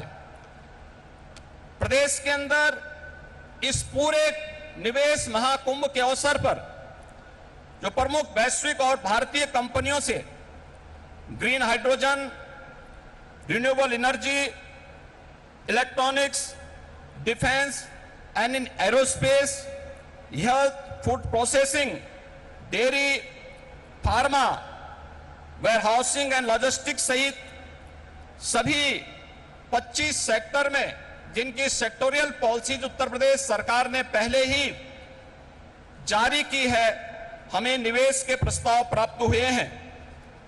प्रदेश के अंदर निवेशकों की सुविधा के लिए प्रदेश सरकार ने 4 पिलर्स तय किए हैं। इनमें ऑनलाइन सिंगल विंडो पोर्टल निवेश मित्र, 33 विभागों की 406 सेवाएं यह उपलब्ध करवा रहा है। इन्वेस्टर रिलेशनशिप मैनेजमेंट पोर्टल निवेश सारथी, यह निवेशकों की जिज्ञासाओं के समाधान, समस्या निवारण और निवेश परियोजनाओं के अनुश्रवण की सुविधा दे रहा है। तो नीतियों में प्रावधानिक इंसेंटिव को प्राप्त करने के लिए ऑनलाइन इंसेंटिव मैनेजमेंट सिस्टम को भी विकसित करने के साथ ही हर एक निवेशक के साथ एक प्रदेश के अंदर उद्यमी मित्र की तैनाती करने की व्यवस्था भी इसके माध्यम से हम लोगों ने प्रदेश के अंदर प्रारंभ की है। आपके मार्गदर्शन में उत्तर प्रदेश ने विगत 6 वर्ष के अंदर ईज ऑफ डूइंग बिजनेस में एक अच्छी सफलता प्राप्त करते हुए लीड्स रैंकिंग में अचीवर श्रेणी प्राप्त की है। प्रदेश ने पिछले 5 वर्ष के अंदर अपने निर्यात को भी दुगना करने में सफलता प्राप्त की है। प्रदेश में आज आपके नेतृत्व और मार्गदर्शन में हमारे पास अच्छा इंफ्रास्ट्रक्चर है। प्रदेश बेहतरीन कानून व्यवस्था के लिए आज जाना जा रहा है और उत्तर प्रदेश की जो अन्य तमाम संभावनाएं हैं, जिसमें उत्तर प्रदेश भारत की फूड बास्केट के रूप में जाना जाता है, खाद्यान्न, दूध, गन्ना, आलू व इथेनॉल उत्पादन में प्रदेश देश में नंबर 1 है। वाराणसी का सिल्क क्लस्टर, भदोई का कालीन क्लस्टर, ये प्रमुख टेक्सटाइल हब भी उत्तर प्रदेश के अंदर हैं। और इन सभी अन्य सेक्टर्स में जहां पर प्रदेश के अंदर संभावनाएं हैं, उन सबको बढ़ाने के लिए सेक्टोरियल पॉलिसीज इस दिशा में महत्वपूर्ण भूमिका का निर्वहन कर रहे हैं। प्रदेश के अंदर medical device park, film city, toy city, apparel park, handicraft park, logistic hub, integrated industrial township, mega food park, trans Ganga city, garment park और कई प्लेटेड फैक्ट्री कॉम्प्लेक्स के विकास की कार्रवाई भी प्रदेश के अंदर युद्ध स्तर पर चल रही है। और आज मुझे बताते हुए प्रसन्नता है कि पिछले 6 वर्ष में आपके नेतृत्व और मार्गदर्शन में राज्य के औद्योगिक परिदृश्य में जो सकारात्मक परिवर्तन आया है, आज वह जमीनी धरातल पर भी दिखता हुआ दिखाई दे रहा है। और निवेश महाकुंभ उसकी एक झलक भी प्रस्तुत करता है। इस निवेश महाकुंभ में अब तक हमारे पास 18,643 कुल एमओयू हमारे साथ वर्तमान में हुए हैं और जिनके माध्यम से प्रदेश को अब तक 32,92,000 करोड़ रुपए के निवेश के प्रस्ताव हमें प्राप्त हो चुके हैं, जिनके माध्यम से प्रदेश के अंदर 92,50,000 से अधिक यहां पे नौकरी और रोजगार की संभावनाएं जिनके माध्यम से प्रदेश के अंदर होंगी। ये सभी जो सेक्टर वार प्रस्तावित निवेश है, इनमें रिन्यूएबल एनर्जी है, electronics manufacturing, industrial park, education, manufacturing, warehousing and logistic, real estate, IT enabled services, tourism, textile, power generation, housing, health care, food processing, dairy, food and civil supplies, waste to energy, biofuel, इन सभी क्षेत्रों में हुआ है। इसके साथ ही सबसे महत्वपूर्ण बात यह है कि पिछले 6 वर्षों के अंदर जो परिवर्तन हुआ है, इनमें जो निवेश के प्रस्ताव आए हैं, जो उत्तर प्रदेश के पूर्वी क्षेत्र और बुंदेलखंड का क्षेत्र आर्थिक दृष्टि से पिछड़ा माना जाता था, इस निवेश प्रस्ताव में अकेले पूर्वी उत्तर प्रदेश के लिए 9,55,000 करोड़ रुपए के प्रस्ताव प्राप्त हुए हैं और बुंदेलखंड के लिए भी 4,28,000 करोड़ रुपए के प्रस्ताव इस अवसर पर हमें प्राप्त हुए हैं। मैं एक बार फिर से आपके यशस्वी नेतृत्व और मार्गदर्शन में उत्तर प्रदेश आज विकास की जिन नई बुलंदियों की ओर अग्रसर हो रहा है, बीमारू राज्य के दंश से मुक्त होकर के देश के ग्रोथ इंजन के रूप में स्थापित करने के आपके विजनरी नेतृत्व में जो एक उत्तर प्रदेश सरकार और उत्तर प्रदेश वासियों को आपने दायित्व दिया है, उस दिशा में उत्तर प्रदेश तेजी के साथ आगे बढ़ रहा है। मैं इस अवसर पर अपने सभी इन्वेस्टमेंट पार्टनर्स को प्रदेश के अंदर एक बेहतर प्रशासन और सर्वोत्तम ईज ऑफ डूइंग बिजनेस की सुविधा प्रदान करने का आश्वासन देते हुए आप सभी के आगमन के लिए प्रदेश की जनता की ओर से आप सबका हृदय से आभार व्यक्त करते हुए आप सबके प्रति सबको इस बात के लिए आश्वस्त करता हूं कि राज्य सरकार आपके हितों के लिए और अपनी पॉलिसी के अंतर्गत आपको हर संभव सहयोग देने के लिए पूरी तत्परता के साथ कार्य करेगी। जय हिंद।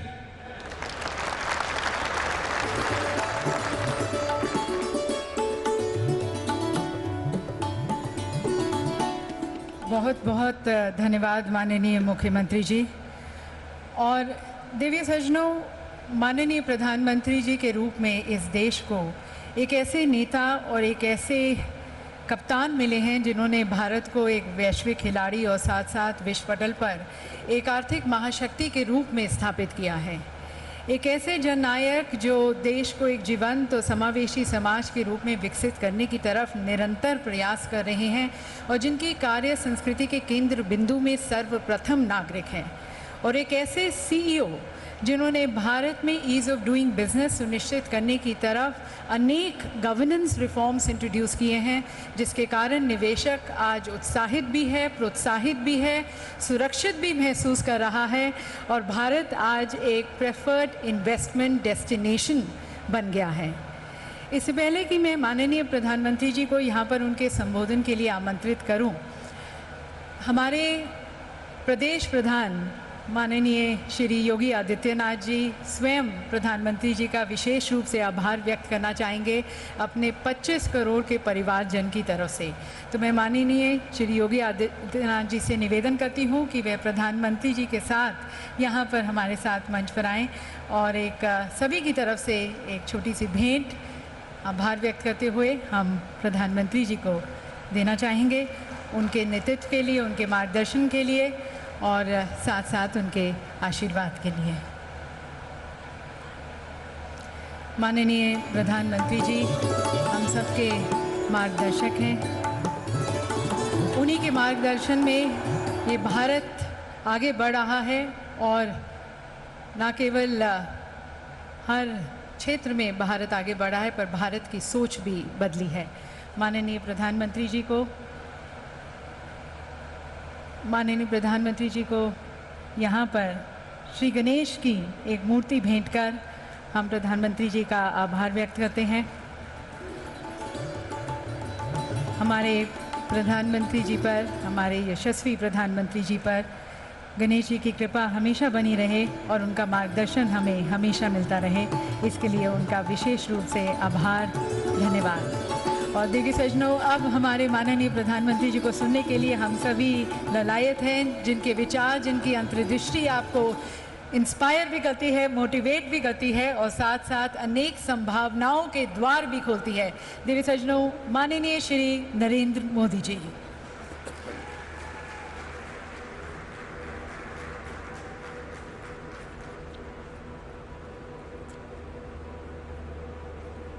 उत्तर प्रदेश के राज्यपाल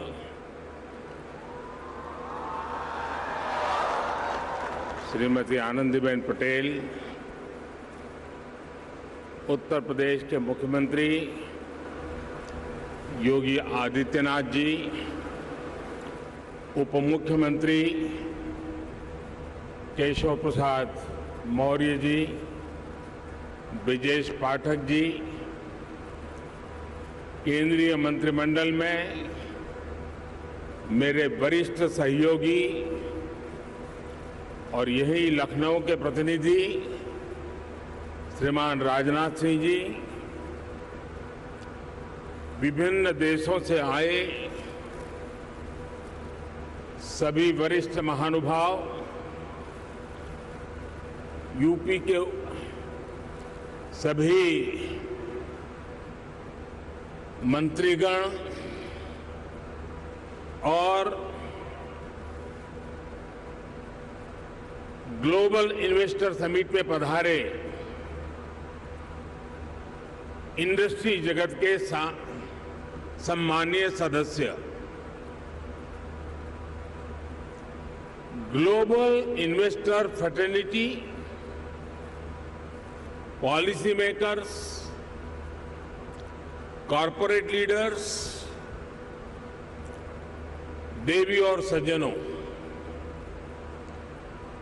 आप सभी का ग्लोबल इन्वेस्टर समिट में बहुत बहुत स्वागत है।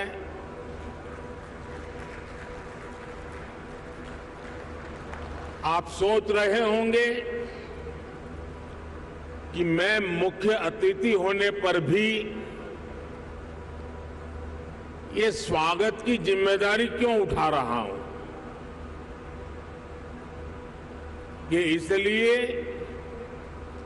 क्योंकि मेरी एक और भूमिका भी है। आप सबने मुझे भारत के प्रधानमंत्री के साथ साथ उत्तर प्रदेश का सांसद भी बनाया है।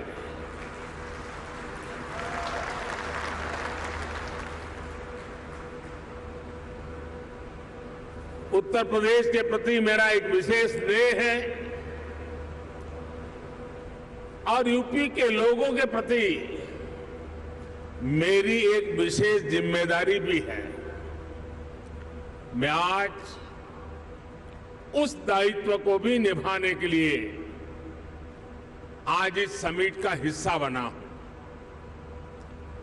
और इसलिए मैं देश विदेश से यूपी आने वाले आप सभी इन्वेस्टर्स का अभिनंदन करता हूं, स्वागत करता हूं। साथियों, उत्तर प्रदेश की धरती अपने सांस्कृतिक वैभव, गौरवशाली इतिहास और समृद्ध विरासत के लिए जानी जाती है। इतना सामर्थ्य होने के बावजूद यूपी के साथ कुछ बातें जुड़ गई थी। लोग कहते थे यूपी का विकास होना मुश्किल है, लोग कहते थे यहां कानून व्यवस्था सुधरना नामुमकिन है, यूपी बीमारू राज कहलाता था, यहां आए दिन हजारों करोड़ के घोटाले होते थे। हर कोई यूपी से अपनी उम्मीदें छोड़ चुका था, लेकिन सिर्फ 5-6 साल के भीतर यूपी ने अपनी एक नई पहचान स्थापित कर ली है और डंके की चोट पर कर दी है। अब यूपी को सुशासन से, गुड गवर्नेंस से पहचाना जा रहा है। अब यूपी की पहचान बेहतर कानून व्यवस्था, शांति और स्थिरता के लिए है। अब यहां वेल्थ क्रिएटर्स के लिए नित्य नए अवसर बन रहे हैं। बीते कुछ वर्षों में आधुनिक इंफ्रास्ट्रक्चर, उत्तर प्रदेश के इस इंफ्रास्ट्रक्चर की जो पहल है उसके परिणाम नजर आ रहे हैं। बिजली से लेकर कनेक्टिविटी तक हर क्षेत्र में सुधार आया है। बहुत जल्द यूपी देश के उस इकलौते राज्य के तौर पर भी जाना जाएगा जहां 5 इंटरनेशनल एयरपोर्ट है।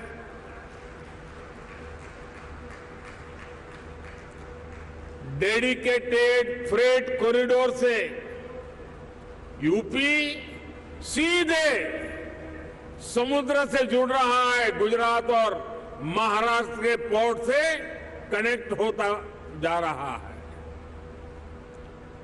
इंफ्रास्ट्रक्चर के साथ साथ यूपी में सरकारी सोच और अप्रोच में ईज ऑफ डूइंग बिजनेस के लिए सार्थक बदलाव आया है। साथियों, आज यूपी एक आशा,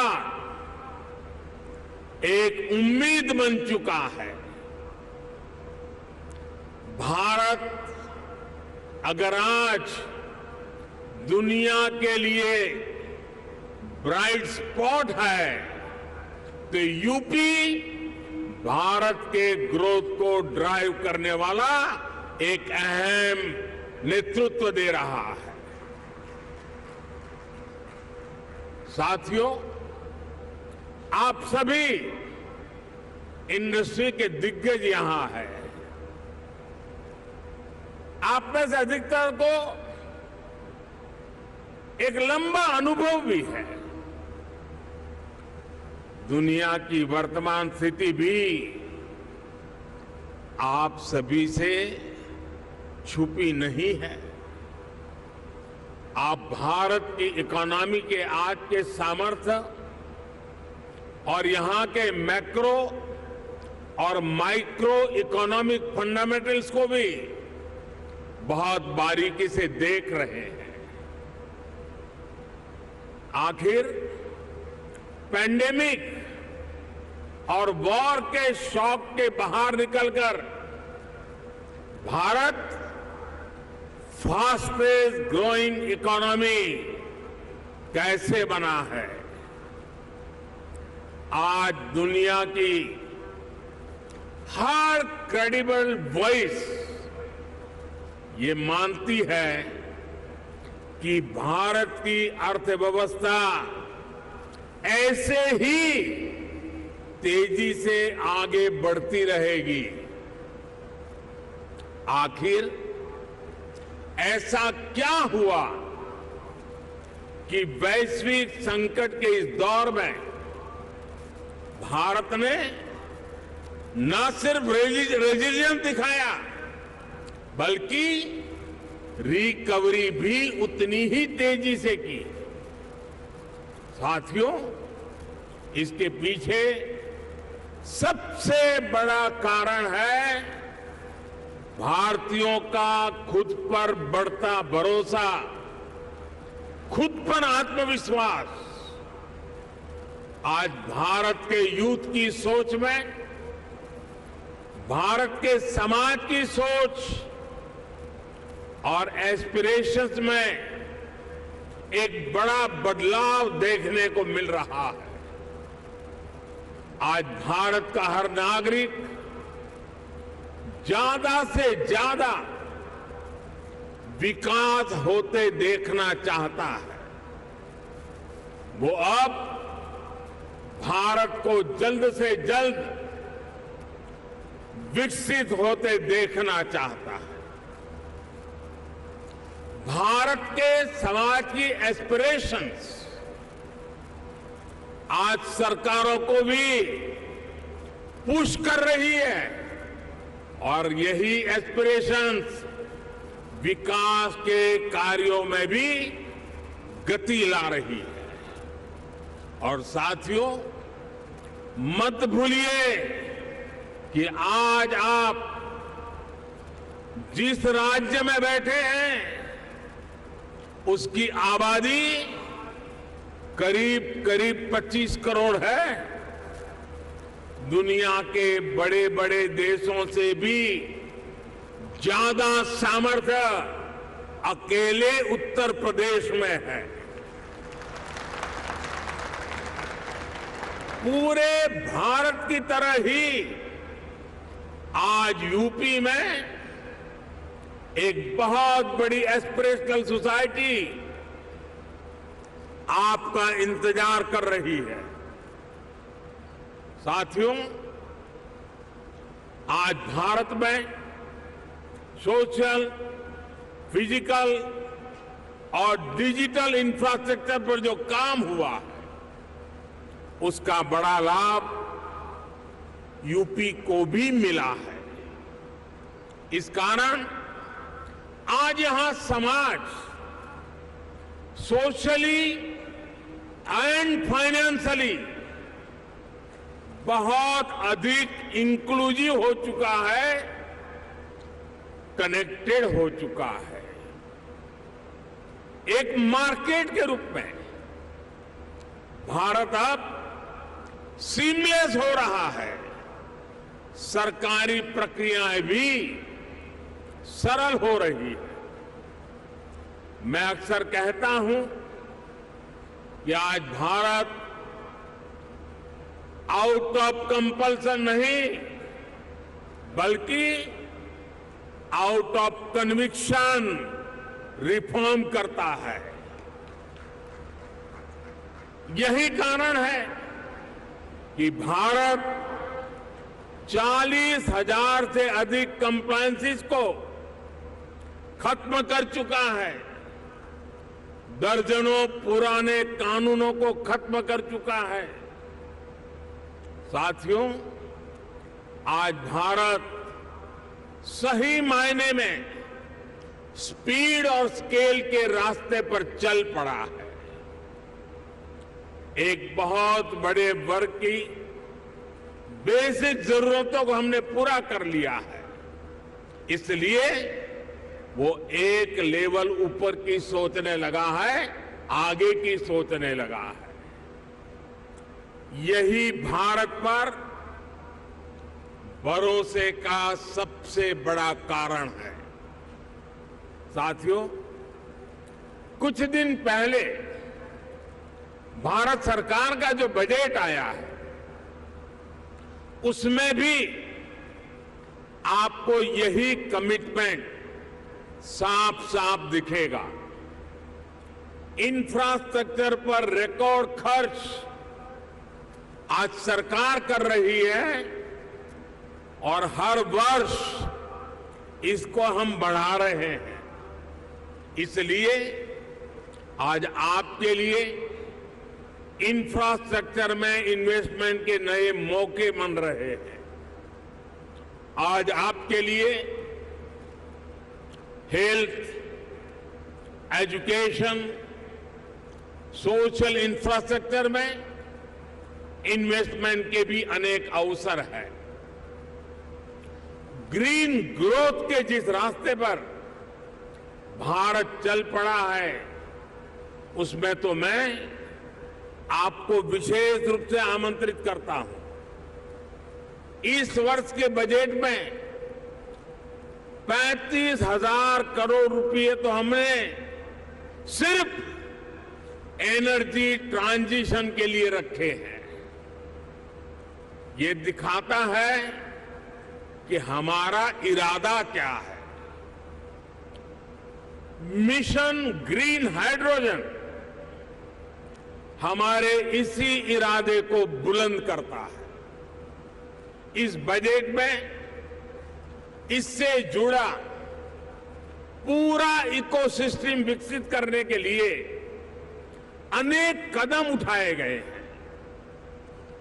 इलेक्ट्रिक मोबिलिटी की ट्रांसफॉर्मेशन के लिए एक नई सप्लाई और वैल्यू चेन हम विकसित कर रहे हैं।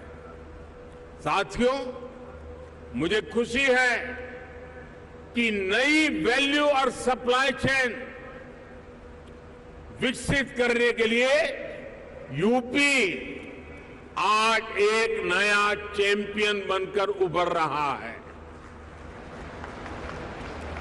परंपरा और आधुनिकता से जुड़े उद्योगों का, एमएसएमईज का एक बहुत ही सशक्त नेटवर्क आज उत्तर प्रदेश में वाइब्रेंट है।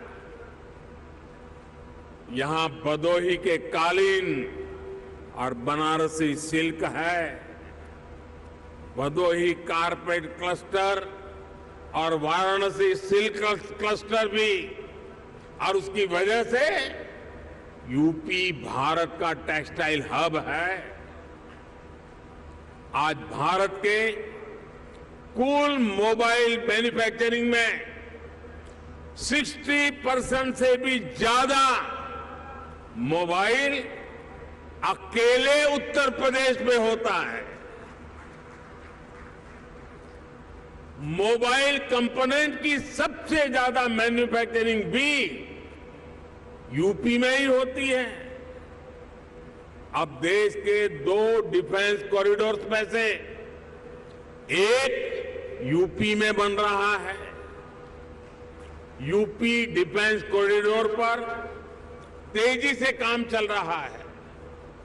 आज made in India defence equipments की डिमांड निरंतर बढ़ रही है। भारतीय सेना को भी हम अधिक से अधिक made in India defence system, defence platforms देने के लिए प्रतिबद्ध है। और इस महान काम का नेतृत्व इसी लखनऊ की धरती के हमारे कर्मवीर राजनाथ सिंह जी संभाल रहे हैं। ऐसे समय में जब भारत एक वाइब्रेंट डिफेंस इंडस्ट्री का विकास कर रहा है, तो फर्स्ट मूवर एडवांटेज आपको जरूर लेना चाहिए। साथियों, उत्तर प्रदेश में तो डेयरी, फिशरीज, एग्रीकल्चर और फूड प्रोसेसिंग सेक्टर में अनेक संभावनाएं हैं। फल और सब्जियों को लेकर उत्तर प्रदेश में बहुत डाइवर्सिटी है। एक ऐसा सेक्टर है जिसमें अभी भी प्राइवेट सेक्टर की हिस्सेदारी बहुत सीमित है। आपको जानकारी होगी कि फूड प्रोसेसिंग के लिए production link incentive PLI scheme लेकर हम आए हैं। इसका लाभ आपको जरूर उठाना चाहिए। साथियों, आज सरकार का ये प्रयास है कि इनपुट से लेकर पोस्ट हार्वेस्ट मैनेजमेंट तक एक आधुनिक व्यवस्था किसानों के लिए बने। छोटे इन्वेस्टर्स एग्री इंफ्रा फंड का उपयोग कर सकते हैं। इसी प्रकार देश भर में एक बहुत बड़ी स्टोरेज कैपेसिटी विकसित करने के लिए बजट में हमने प्रावधान किया है। ये भी छोटे निवेशकों के लिए बहुत बढ़िया मौका है। साथियों, आज भारत का बहुत अधिक हमारा फोकस क्रॉप डाइवर्सिफिकेशन पर है। छोटे किसानों को ज्यादा साधन देने और उनकी इनपुट कॉस्ट घटाने पर है। इसलिए नेचुरल फार्मिंग की तरफ हम तेजी से बढ़ रहे हैं।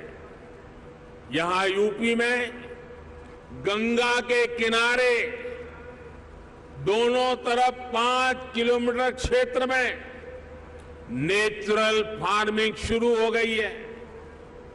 अब इस वर्ष के बजट में हमने किसानों की मदद के लिए 10,000 बायो इनपुट रिसोर्स सेंटर बनाने की घोषणा की है।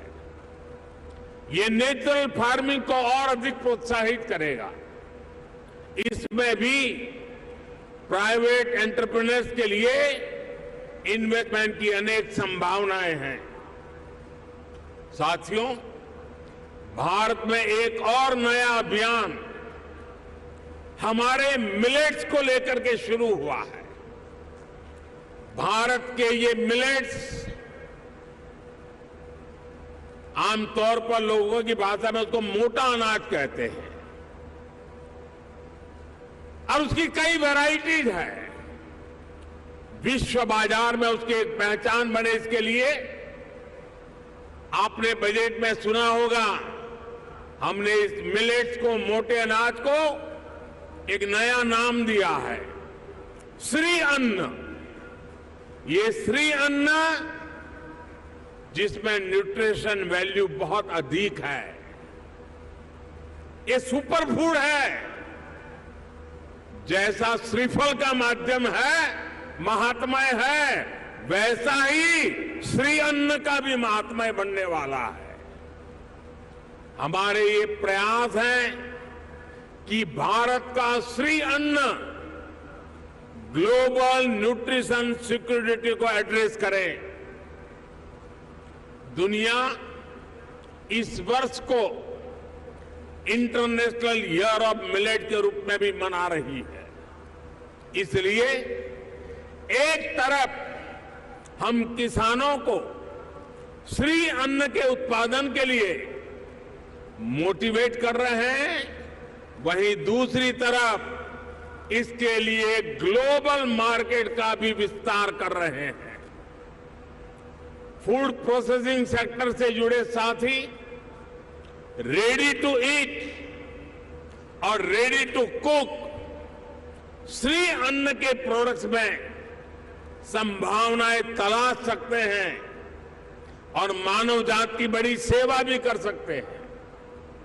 साथियों, उत्तर प्रदेश में एक और विषय में बहुत प्रशंसनीय काम हुआ है। ये काम एजुकेशन और स्किल डेवलपमेंट से जुड़ा है। Mahayogi Guru Gorakhnath Ayush university, Atal Bihari Vajpayee health university, Raja Mahendra Pratap Singh university, major Dhyanchand sports university, ऐसे अनेक संस्थान अलग अलग स्किल्स के लिए युवाओं को तैयार करेंगे। मुझे बताया गया है कि स्किल डेवलपमेंट मिशन के तहत अभी तक यूपी के 16 लाख से अधिक युवाओं को अलग अलग स्किल्स में ट्रेन किया गया है। यूपी सरकार ने पीजीआई लखनऊ, आईआईटी कानपुर में आर्टिफिशियल इंटेलिजेंस से जुड़े कोर्सेज भी शुरू किए हैं। और मैं जब अभी आ रहा था तो शिक्षा का जिनकी जिम्मे होती है, हमारी गवर्नर साहिबान चांसलर के रूप में वो काम देखती हैं, उन्होंने मुझे बताया कि उत्तर प्रदेश के लिए बड़े गर्व की बात है कि नेक एक्रेडिटेशन में इस बार उत्तर प्रदेश की 4 यूनिवर्सिटीज ने हिंदुस्तान को अपना लोहा मनवा दिया है। मैं शिक्षा जगत से जुड़े लोगों को और चांसलर मैडम को हृदय से अभिनंदन करता हूं। देश के स्टार्टअप रिवॉल्यूशन में भी यूपी की भूमिका लगातार बढ़ रही है। आने वाले कुछ वर्षों में 100 इंक्यूबेटर्स और 3 state of the art centres को स्थापित करने का लक्ष्य यूपी सरकार ने रखा है। यानी यहां आने वाले इन्वेस्टर्स को टैलेंटेड और स्किल युवाओं का एक बहुत बड़ा पूल भी मिलने जा रहा है। साथियों, एक तरफ डबल इंजन सरकार का इरादा और दूसरी तरफ संभावनाओं से भरा उत्तर प्रदेश, इससे बेहतर पार्टनरशिप हो ही नहीं सकती। ये जो समय है इसको हमें गंवाना नहीं चाहिए। भारत की समृद्धि में दुनिया की समृद्धि निहित है। भारत के उज्जवल भविष्य में दुनिया के उज्जवल भविष्य की गारंटी पड़ी है। समृद्धि की इस यात्रा में आप सबकी भागीदारी बहुत ही महत्वपूर्ण है। ये निवेश सबके लिए शुभ हो, मंगल हो, इसी कामना के साथ इन्वेस्टमेंट के लिए आगे आए हुए देश और दुनिया के सभी इन्वेस्टर्स को मैं अनेक अनेक शुभकामनाएं देता हूं। और उत्तर प्रदेश के एमपी के नाते मैं आपको भरोसा देता हूं कि उत्तर प्रदेश की आज की सरकार, उत्तर प्रदेश की आज की ब्यूरोक्रेसी प्रगति के राह पर दृढ़ संकल्प होकर के चल पड़ी है। वो आपके सपनों को साकार करने के लिए, आपके संकल्पों को सिद्ध करने के लिए पूरे सामर्थ्य के साथ अग्रदूत बन करके आपके साथ खड़ी है। इसी विश्वास के साथ मैं फिर एक बार देश और दुनिया के इन्वेस्टर्स को हमारे उत्तर प्रदेश की धरती पर निमंत्रण करता हूं, स्वागत करता हूं। बहुत बहुत धन्यवाद।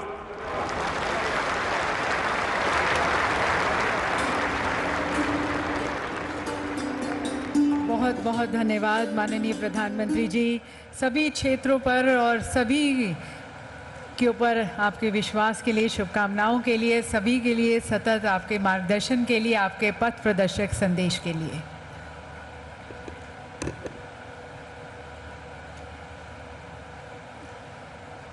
देवी सज्जनों, माननीय प्रधानमंत्री जी के विचारों ने, उनके अंतर्दृष्टि में हमें एक राह दिखाई है आगे और बढ़ने की, और एक सभी में नया उत्साह, नया जोश, नई ऊर्जा भरी है। माननीय प्रधानमंत्री जी का विश्वास उत्तर प्रदेश में माननीय मुख्यमंत्री में और पूरे मंत्रिमंडल में हम सभी में कुछ और अच्छा करने के लिए हमें प्रोत्साहित करता है, उत्साहित करता है।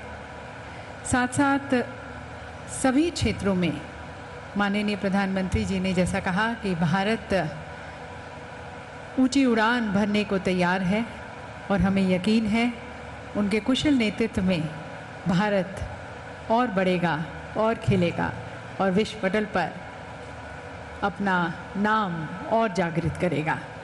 प्रधानमंत्री जी का पुनः बहुत बहुत धन्यवाद उनके मार्गदर्शन के लिए, उनकी शुभकामनाओं के लिए। उत्तर प्रदेश वैश्विक शिखर सम्मेलन ग्लोबल इन्वेस्टर्स समिट 2023 का ये पहला संस्करण है। इस ग्लोबल इन्वेस्टर्स समिट का उत्तर प्रदेश में इसका शुभारंभ हो गया है। हमने देखा कि कितने भव्य अंदाज में ये ग्लोबल इन्वेस्टर्स समिट का आयोजन किया जा रहा है। हमारे देश